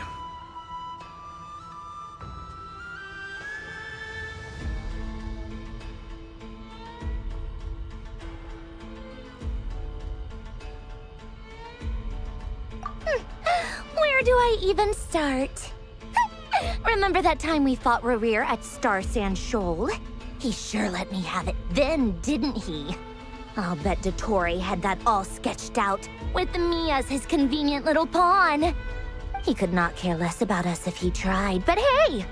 The feeling's mutual. Does Dottore really strike you as the sort who values his relationships with his colleagues? Fair point. Definitely not. Which is why I always keep my guard up whenever he starts making suspicious moves. To that extent, our motivations align. On top of which, I consider you trustworthy people. Now, back on topic. In the wake of the Reikir of Solnari episode, Sandrone and I grew suspicious about Dottore's complete inaction during the entire affair. So we tried to find out what he'd been up to, but unfortunately to no avail. He never lets anyone in on his plans. The more he cares about something, the more secretive he gets. Indeed. Perhaps he believes that by keeping a low profile, he can avoid trouble. But that trick isn't going to work on his colleagues. Yeah, I mean, he's been researching the ancient moon's remnants. And he's been trying to get his paws on the moon marrows. Only an idiot would believe he doesn't have something more planned. With this in mind, I returned to Snezhnaya and relayed my thoughts to Her Majesty the Tsaritsa, entreating her to have him recalled. That's pretty direct. Did the Tsaritsa agree? Yes. I made it abundantly clear that the Fatui's business in Nodcry is almost concluded, and we do not need 3 harbingers in this territory. Her Majesty concurred. Accordingly, Dottore has returned at her orders. I imagine he is continuing with experiments, which no one besides he would ever have any interest in. Common sense might mean nothing to him, but he's not stupid. He knows that no good can come from opposing the Tsaritsa. Smarts alone won't get him all the way. He needs the Rooster's resources and Regrator's Mora, both of which the Tsaritsa can strip from him by waggling a finger. But doesn't he have a track record of publicly following orders while going against them in private? He probably has it down to a fine art by now. Wouldn't put it past him. We worked together on a research project once. Only briefly, but it was enough to show me that we're fundamentally different people. He has no interest in doing things methodically, stage by stage. His thoughts jump all over the place, and the moment his curiosity is satisfied, or he gets the results he wants, he disappears. The only similarity we share is that, once we set our minds on doing something, we will see it done. Whatever it takes. Oh, we definitely saw some of that in your battle with Rerir. You got so competitive. Ugh, do not remind me. Then I believe we all concur. Dottore will not simply give up. Fantastic. Now this is turning into a whole day of unpleasant memories. Ugh. Are you talking about the moon marrow stuff? He also strikes me as the kind of person to disregard experimental regulations, ruin all the equipment, and go way over budget. Then leave the first person he can find to deal with the fallout. Exactly. This one time, he was running some high-temperature experiment and the substance exploded. But does he care? No. He orders his subordinates to open the device so he can observe the results, which causes the gas inside to leak out. That gas was poisonous! If I hadn't been there, who knows how many people might have died. And after all that, he left while I was still cleaning up after his mess. What a waste of time, he said. Waste of time? The nerve! He wasted my time! You've been bottling that up for a while, huh? Hat guy, I must say, you seem awfully familiar with internal Fatui affairs. Especially when it comes to Dottore. Thank you, Lady Harbingers, for providing such valuable information. I have no other questions for now, so I'll be on my way. Wait, what? You're just gonna leave? You're welcome to join if you want. Ugh. Just when Paimon thought he'd finally mellowed out. He makes quite the impression. I'll say. I've met tons of headstrong people, but not many of them would join me in bad-mouthing Dottore. Anyway, back to the main agenda. Varka, you said that Columbina has gone missing? Or rather, disappeared. Yeah. We're working on building a connection between her and this world. The simplest method is to find out her real name. I've actually asked her that question before, but she said she didn't know. Considering our relationship, I doubt she was lying to me.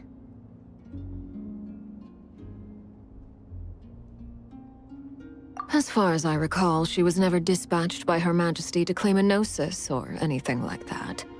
That Tsaritsa's plans had long contained a place specifically for her. I always thought that was weird. What could she do that the rest of us couldn't?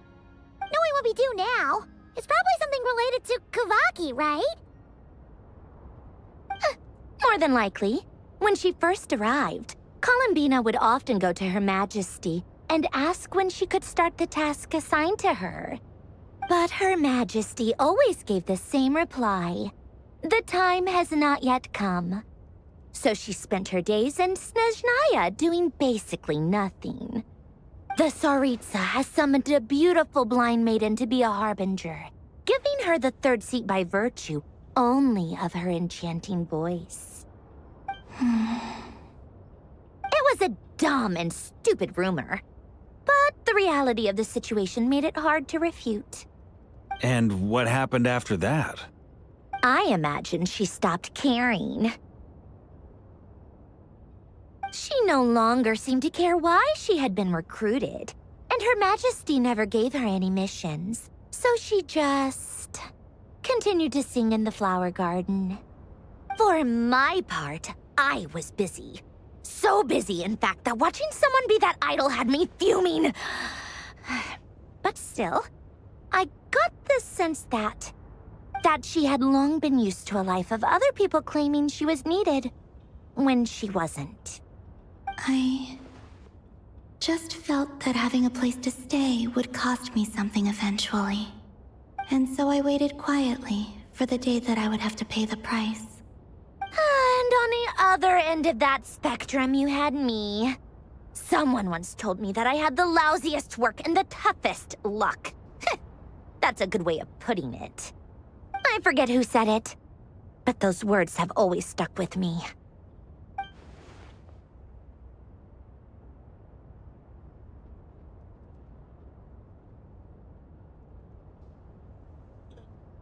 But you've done your job exceptionally well all this time.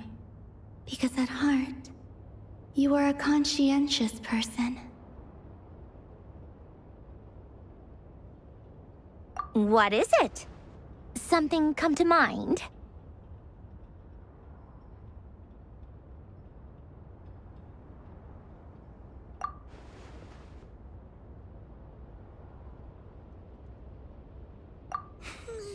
That makes sense. Nothing screams you are needed like your name shouted from across the town. Well, So good luck with it. But if you ask me, Colambina is still the most shoutable name. I'm just so used to it now, after all the arguments we've had. I can't be bothered trying to remember another name for her. Nor I. Sandrone. Harlequino.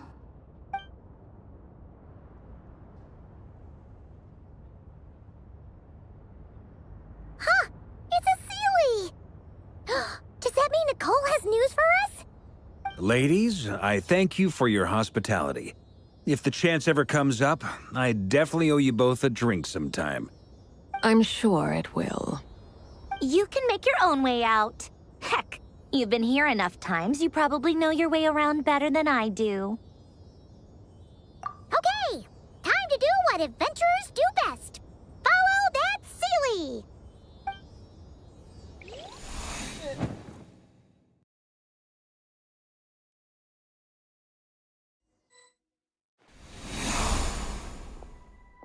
Here you are.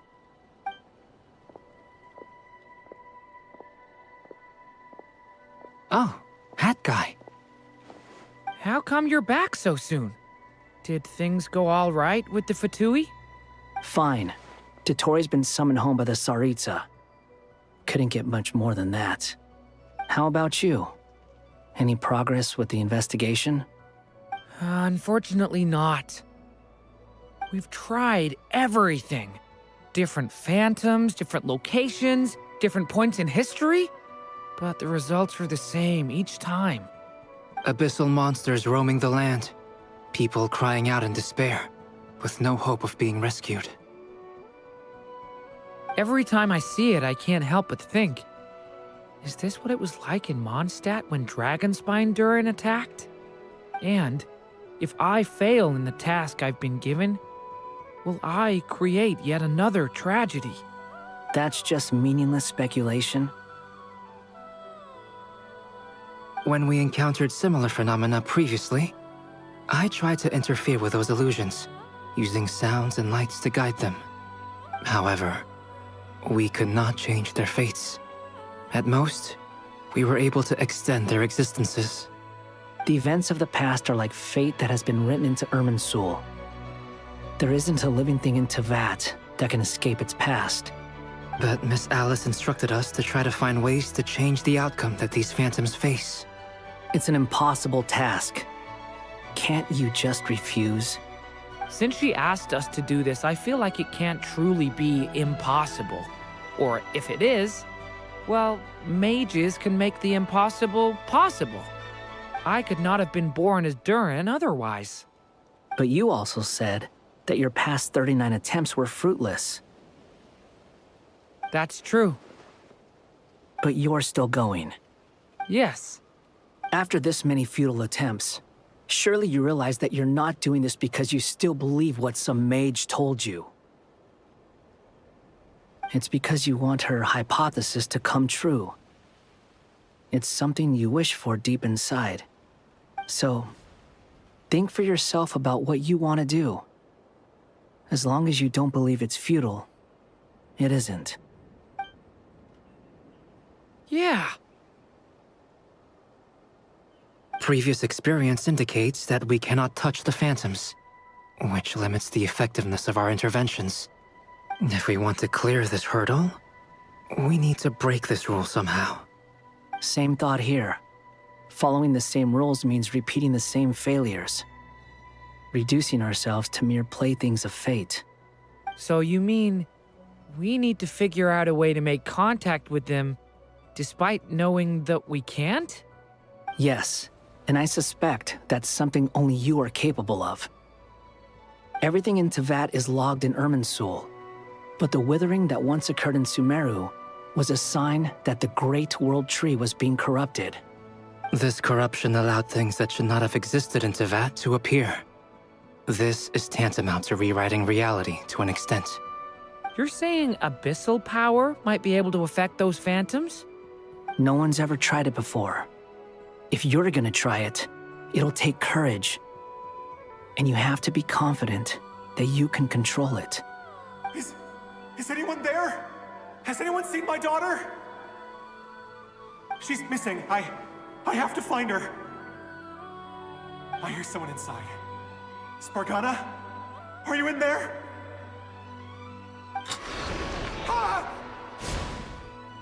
If I can use my abyssal powers to warn him that there is danger here, maybe it'll change his decision. Maybe he'll stay away. Yes. The important thing is not the nature of the power, but rather how you use it.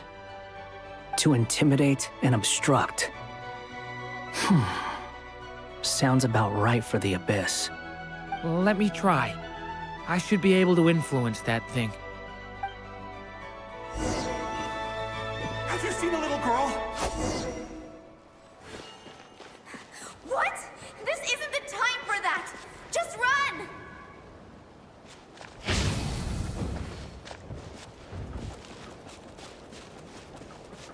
I hear someone inside.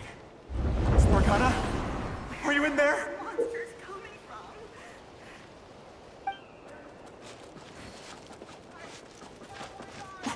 What is this? Looks dangerous.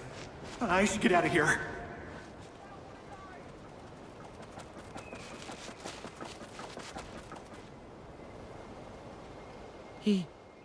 He really left. Ha! We did it! Don't celebrate too soon. Follow him. See what he does next. Monsters approaching from the front. You need to stop them and create an opportunity for him to hide.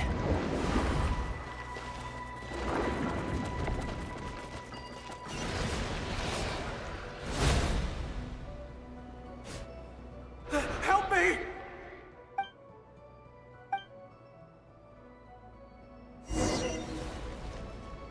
Monsters approaching from the front. You need to stop them and create an opportunity for him to hide.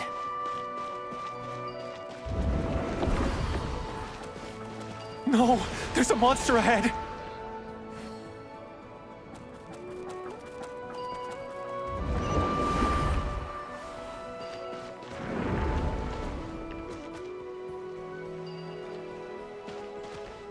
The monster's gone. Is it safe now?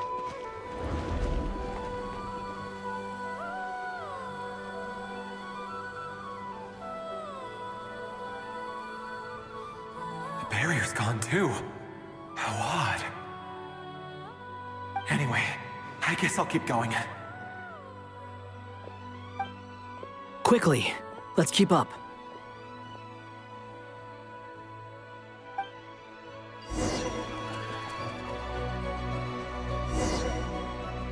Wait, there was someone else here?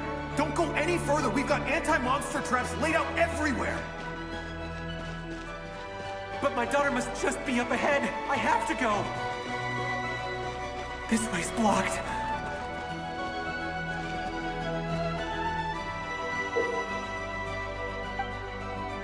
We might be able to use the explosives over there, but we need to take care not to hurt him. I'll use the barrier to keep him at a safe distance. This barrier seems to be helping me somehow.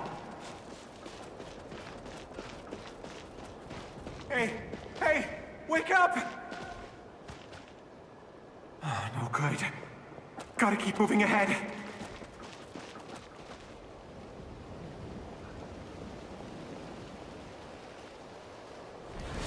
So many monsters! There's still a chance, Durin. Use the traps.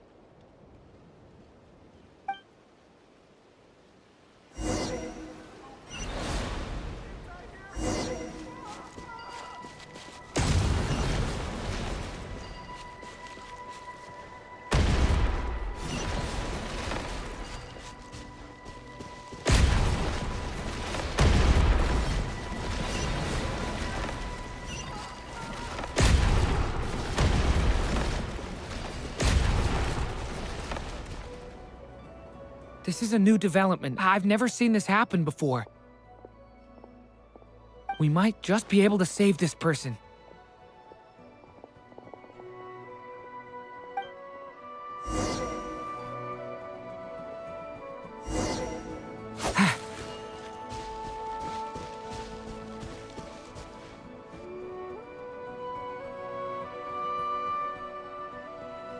Hello there. Have you seen my daughter? Spargana's her name. She's carrying a large backpack. Get out while you still can, you fool. You won't find any survivors here. But I can't just leave her here. She must be so scared right now. Sorry. Wish I could help, but I haven't seen her. You'll just have to keep looking. Okay, thank you. If I do find her, I'll get her to shelter and come back for you. Don't bother. I've got nowhere left to go.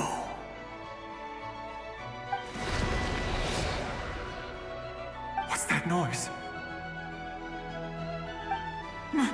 Monster! No, if he goes inside, he'll be walking into a trap. Let's try this once more. This time, we have to stop him.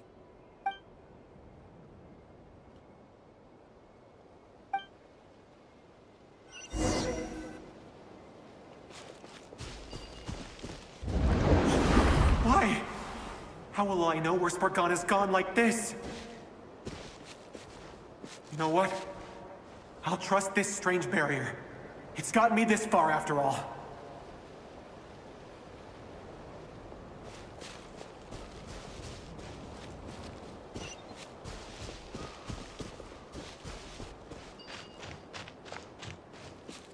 Spargana, are you there?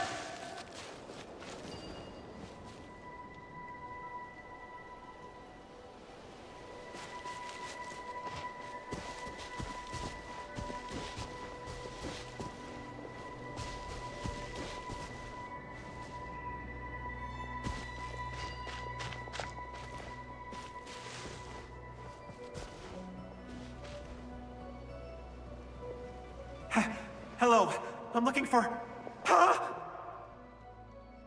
Looking for what? Everything here belongs to me. Get 'em, boys!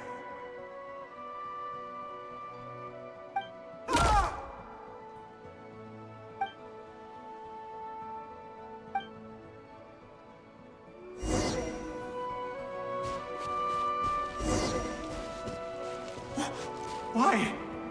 How will I know where Spargana's gone like this? You know what? I'll trust this strange barrier. It's gotten me this far after all.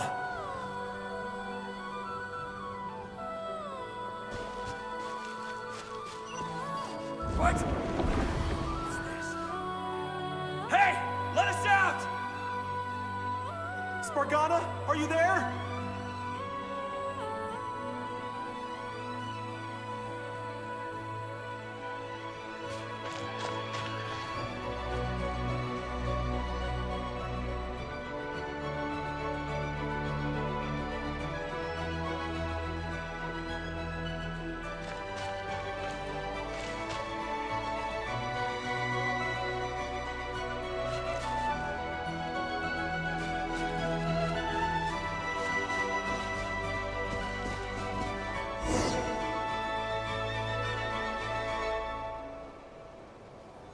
Huh?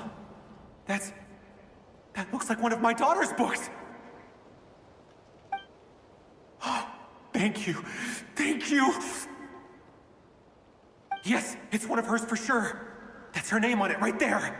She left her backpack here.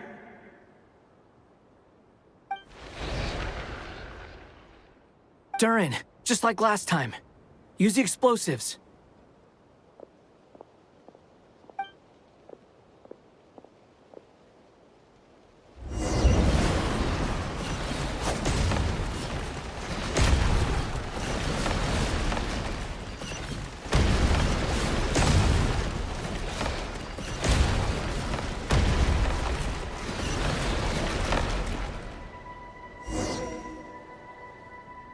It won't work.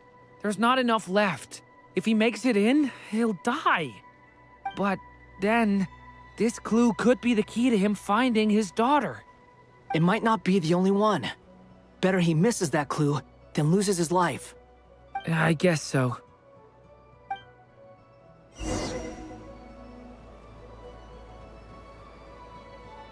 Stop him, Durin. We can't let him get any further in.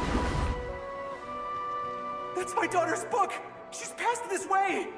Why? Why won't you let me go in? I've searched and searched and searched just for this! But how will I find her without any clues?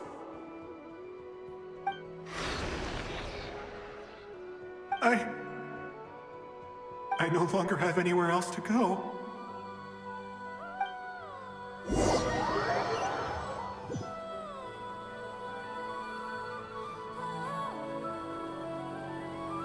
I'm sorry. I'm so sorry. He refuses to go anywhere else. Whether he opens this door or not, all that awaits him now is death.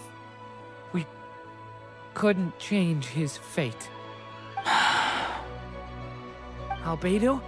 Hat Guy? Let's try one more time. I don't know how we're gonna do this, but I don't want to give up either.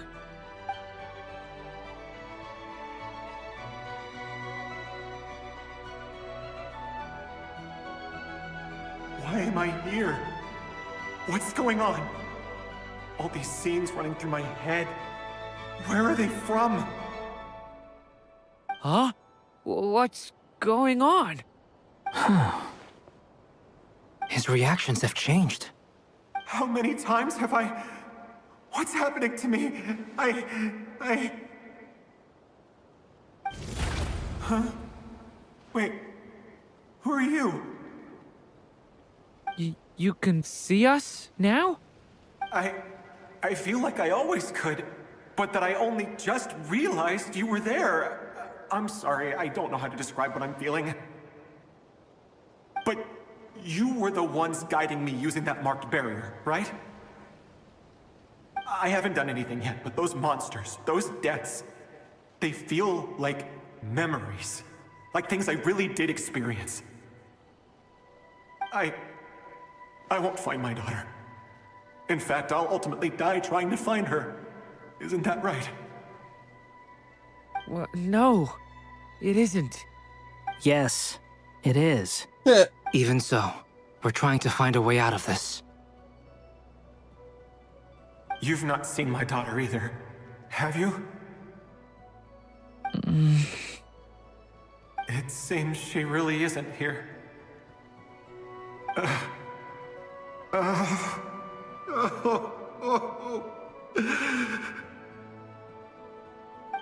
I'm sorry we couldn't help you.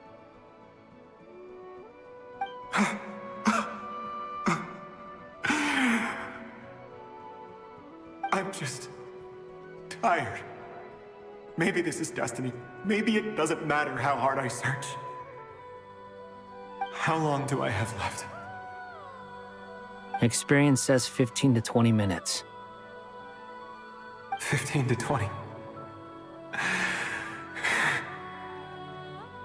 Thank you for all your help.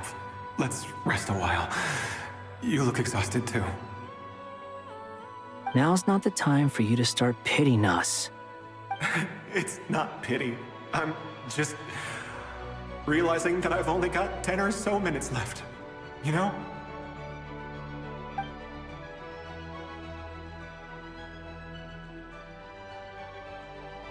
You say you're from Mondstadt, yes? A place with windmills, where people enjoy limitless freedom? And you're from Sumeru, where they've built an academy into a giant tree? Yes. It seems you've never heard of either place. Those names are unknown to me, I'm afraid, yes. Have you heard of Hyperborea? I have, but I heard that it was destroyed in the distant past. I see. That was where my ancestors once lived. What about Delphi Pytho? Was it later rebuilt? I've never heard that name. Then what about Salvindagnir? I have seen that name on stone tablets on Dragonspine. But I'm afraid the only things left of that place are its ruins. I see. Sure enough, there was no way to turn this around, huh? I'm sorry. I was the one who asked to chat, but it seems like we're too many ages apart. There's barely any common ground to start from. It's all right. We did hear something new, at least. From how you speak of your lives, things must be going all right for you, I guess. They are. Mondstadt is a place of freedom and happiness. There's a lot of good people in the church and the Knights of Favonius, and even outsiders find that it's an easy place to feel at home. We have festivals a few times a year. Everyone gets together to drink, sing, and be merry. Sumero is a lot more uptight. Not really the kind of place where you can relax. It's a nation fraught with problems wherever you look. But if all you want in life is to seek knowledge, I guess it's pretty much paradise. That's wonderful. In other words, after this all-devouring black tide passed, humanity did not merely avoid extinction, but rose to build prosperous civilizations anew. I mean, I can see you all right now. That must mean the future isn't a total mess, right? That's true. Well, time's almost up. Let's part ways, I think. Might be best if you don't waste too much time on me. The chances are slim, I know, but I'd like to spend these last few minutes looking for Spargana. If things work out, I'd love to tell her about what I've heard. May we meet again. Well, or not, most probably. In that case, may your wishes come true.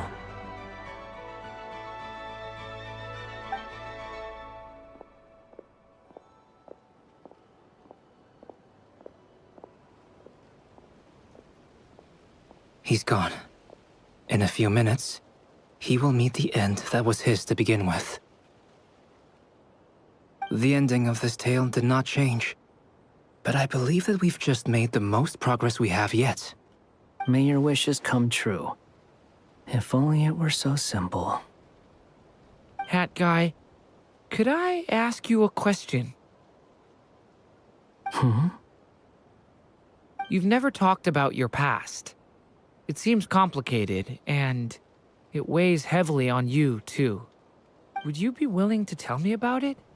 I mean, sometimes it's better to get things out in the open. Take that guy we try to help, for instance. At least he said goodbye with a smile, right? I know about Albedo's past. Our experiences are very similar, and he created me.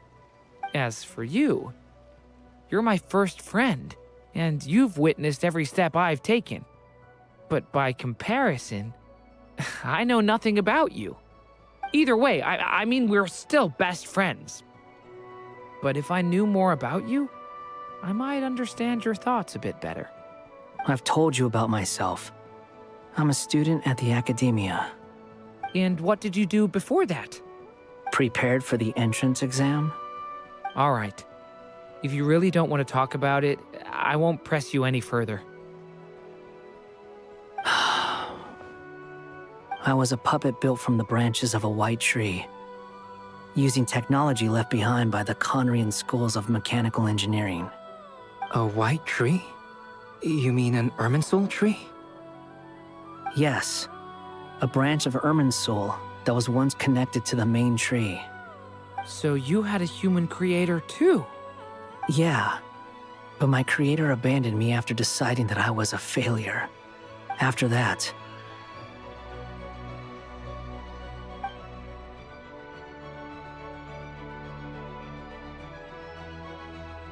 Durin, resisting the influence of the Abyss, suppressing the urge to destroy, trying to do the right thing. None of these things are easy, but no matter how hard they are, trying to rewrite past wrongs is far harder. You asked me if you would create a new tragedy if you failed. I told you there was no point speculating about that, but the real answer is, yes, you absolutely will. That guy. But at least you've got people here to help steer you away from the wrong path. So, just keep aiming towards the light. I will. I promise. All right, break time's over. Hello? Durin speaking. Hello, friends, it's me. What have you been up to, I'm detecting some unmistakable fluctuations here at the border. The amplitude isn't particularly high, but they're completely different signals from the ones before, and the scale is comparable to those I've detected previously. Alice, we were unable to save that person. However, he appears to have retained a portion of the memories gained through that cycle, and was able to hold a conversation with us. I see. Well, that is rather odd indeed. It definitely merits further attention. Could I trouble you to keep trying the same approach? I need to gather some more data. Counting on you. I should probably have Nicole come and check this out as well.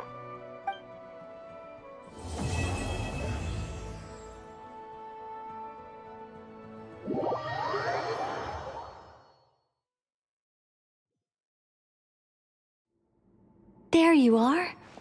I was worried you might stop to collect treasure chests opened by the Seelie along the way. Oh god, It this would have just went taken you so much into the longer next to get one. here. Another conversation I cannot hear. I am delighted to see that you understand what takes priority, and that your adventurer's instinct has not swayed your resolve. Really, I must applaud you for it. You should know. Paimon's head. Okay, I'll try and keep it short. My senses are telling me that this is where we shall find the entrance to the ruins. Oh, cool! Well, what are we waiting for? Let's open it up and see! Patience. This was a sanctuary of great importance to the Hyperboreans. A special process is required to open the gate. Oh! Like the place that housed the Eternal Moon's Marrow?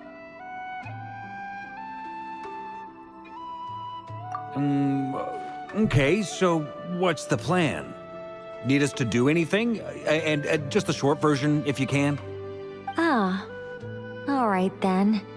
I was planning to start with some background on the invention of these techniques. Are you sure you don't want to hear it? It's quite informative. Remember what you were saying about priorities? Fine. Simply put, we need 3 human representatives to successfully undergo a process of Kuvaki resonance. Think of it as a test from the 3 moon goddesses to see if the entrants are qualified, with the most recognizable qualification being Kuvaki. Pretty sure Lauma would ace that test. Oh, wait. But we need 3 people. I also have no doubt that the Moon Chanter would be qualified. But we would need 2 other people with the same constitution. Therefore, the most feasible method is not so much to follow the rules, but to figure out how the test functions and find a workaround. I've done some research, and it turns out the mechanism is rather crude. We'll simply need humans to stand before it who have sufficient Kuvaki energy within them. I'm with you so far. How do we get the Kuvaki in them? The easiest way would be transfusion. Take some Kuvaki from Nodcry's soil, put it into the bloodstream, and get it circulating in the body. So we're going to cheat on the test? Precisely. There are other methods, but this is the simplest one. Cheating the system is much easier than trying to hide from it. Huh? Ah! Sorry? Does the idea of cheating upset you, Miss Lauma? No, that's not it. I suddenly had an idea. Oh, what is it? It's about Moon Prayer Night. I figured out a way for Kutar to join in the festivities. Huh? But as Paimon said, we need to have our priorities straight. Let's get back to the test. I'll follow up with Nefer on the festival arrangements. Oh, okay. Anyway, is this really the best method we have? A Kuvaki transfusion sounds dangerous, no matter how you slice it. If you think that's dangerous, wait till you hear the other methods. I'd be more than happy to go through them if you'd like. There are several. No need, we're good. Let's go with this one. Very well. Kuvaki transfusion it is. Now, I should mention that the risks can be greater or lower depending on individual compatibility. It would be rash to simply infuse the Kuvaki and hope for the best. If the body rejects it, the reaction can be quite severe. The symptoms are similar to another condition that some people living here suffer from, known as congenital Kuvaki sensitivity. So, before we execute our plan, I will perform a simple test of my own to see who is compatible and who is not. Once that is done, we will have to complete the resonance process as rapidly as possible. The participants must remain stationary while the Kuvaki circulates and bonds with them, and they mustn't eat or drink anything. What? No eating or drinking? That's some hardcore fasting. They'll all be monks by the time they're through. 3 days. Oh, that's so long! And we still need to find 2 more people who are not just compatible, but also willing to volunteer. Fasting? What are they talking about? Really? Don't you want to think this through? Haha, count me in too. 3 days without food? I can handle that. Mr. Cole has made it clear that this is the easiest way. The way I see it, there's nothing else to discuss. It's time to step up. Yeah, you're right. In that case, Paimon volunteers to be Captain of Logistics. She'll keep the fires lit and grab some spare clothes to keep you comfortable. Then we'll start with you first, Traveler. Please step forward.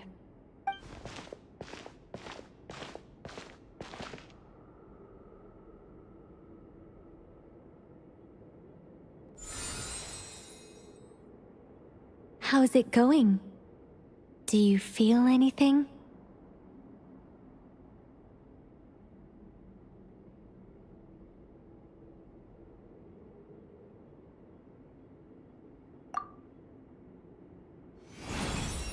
How about now?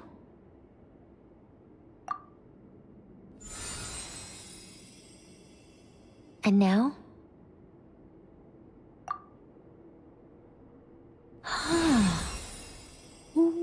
What about now? She's like... You guys, it's not a competition, you know. All right, I'm officially impressed. Even as a descender, you can withstand far more than I imagined.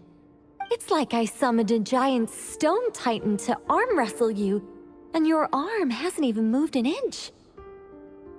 In my last attempt, I infused 5 times the amount of Kuvaki required. Yes, safe to say, compatibility won't be an issue for you. You're eligible to join.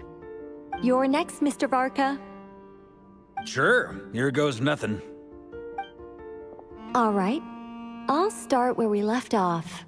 5 times the required Kuvaki dose. Whoa, whoa, whoa, hey, wait a minute.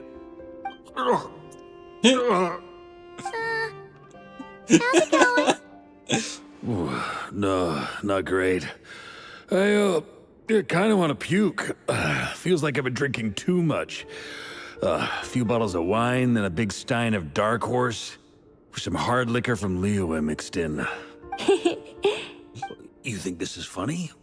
I just lost to a young lady in an arm wrestling contest. I'm never gonna live that down. My apologies. I'll lower the concentration and try again. Oh.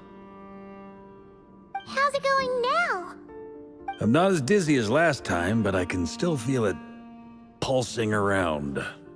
In that case, you wouldn't be an ideal choice, Mr. Varka. Let's try someone else. Okay, let's go ask some of our other friends then.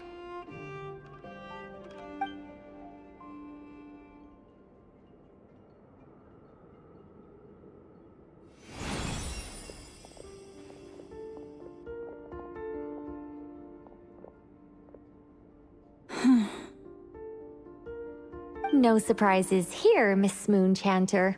You're perfectly compatible. You may join.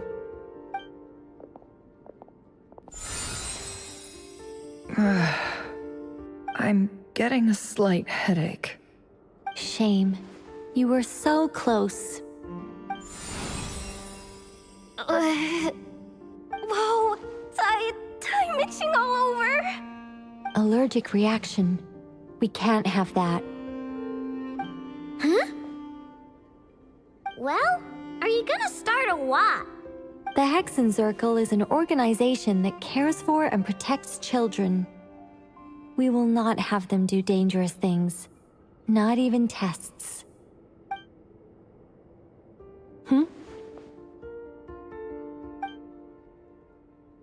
Is something the matter? The candidates have to be human. I guess that rules me out too. Huh. Everyone except the Moonchanter got beaten. Guess I don't need to feel so bad after all. I mean, looks like this isn't gonna be as easy as we thought. Perhaps I could ask for volunteers among the Frost Moon Scions. I'll see about talking to some trusted Lightkeeper colleagues. Itlua springs to mind. In fact, I think we had some former Frost Moon Scions join our ranks recently. Can you give me the scientific explanation for how the test works? I can probably make some kind of test bot. Then we can just zip through Nasha Town, going up to people and pressing a button to check their status. Wouldn't that be way easier? No. Wow! No elaboration for once. How about I contact the Knights of Favonia's garrison in the Wave Chaser plane? Shame that Lohan's already left. And that guy's even tougher than I am. Strange. The Moon Goddess is clearly revered by many people. So why is she on the brink of disappearing? She mentioned that the world has rejected her from the very beginning. And when we fought the Rakhir of Salnari, it seemed like she exhausted her power for our sake. Also, I'm not sure revered is the right word for how people feel about her. Gratitude, certainly. For my part, anyway. It's basic reciprocity. She helped us, so she deserves our help in return. Yeah. Even though she looked like she didn't care, she still saved a ton of people, including me. A review of the relevant data leads me to conclude that Miss Columbina is a good person. Yep, you bet! They really think so? I'm super surprised that Columbina isn't her actual name, though. I think it really suits her. It's light and graceful and... yeah, just a really pretty name. I know, right? Unfortunately, that's not our decision to make. Columbina. That was the code name the Fatui gave me. But it also came up in the song I heard when I was born. But... is that really all there is to it? Why don't they just ask What do I truly think of my own name? Is there anyone left who will still call me by that name?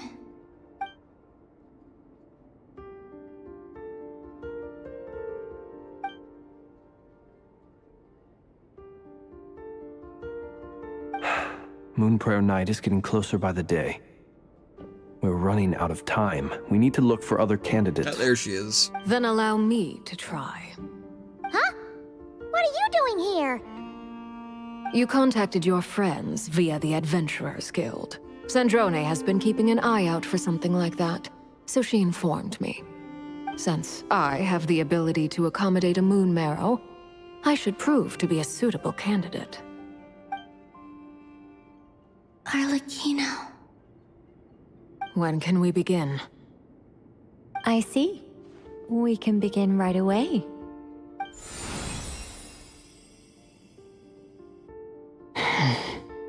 How was it? Did you feel any discomfort? Not at all.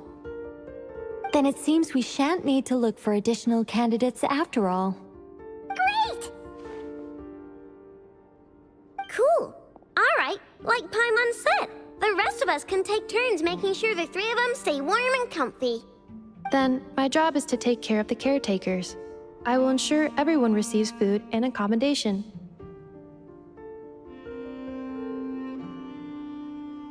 I'm ready as well.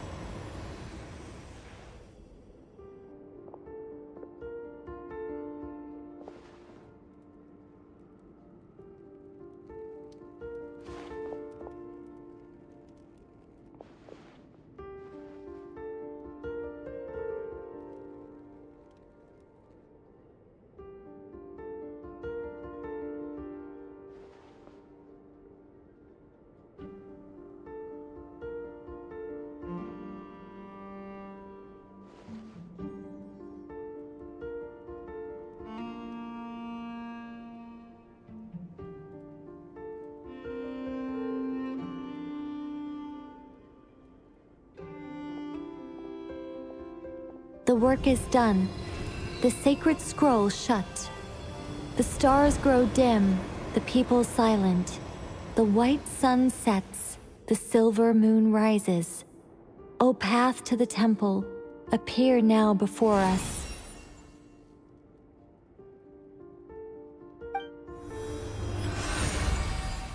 Wow! It really opened! So that's what all this is about. They've been trying to open this gate. With a calm mind, this proved not too arduous. Come, let us enter. It might be best to eat something first. Take care to chew properly and swallow slowly. It will give your body time to readjust to the digestion process. They will head in soon. They will need to enter this gate.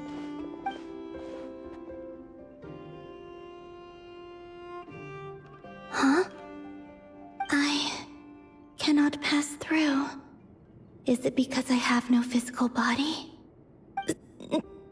It has been 3 days. My strength has all but completely faded. Can I really hold on until Moon Prayer Night?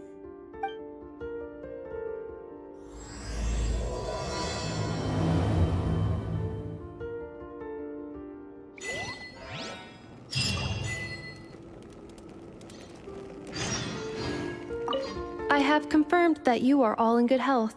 With that, my work is now complete. Congratulations are in order.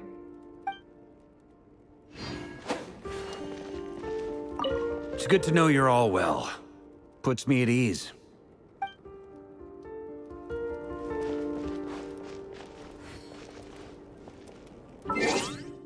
Alright, I'm gonna take a break here and go get some sleep. So I will see you guys tomorrow.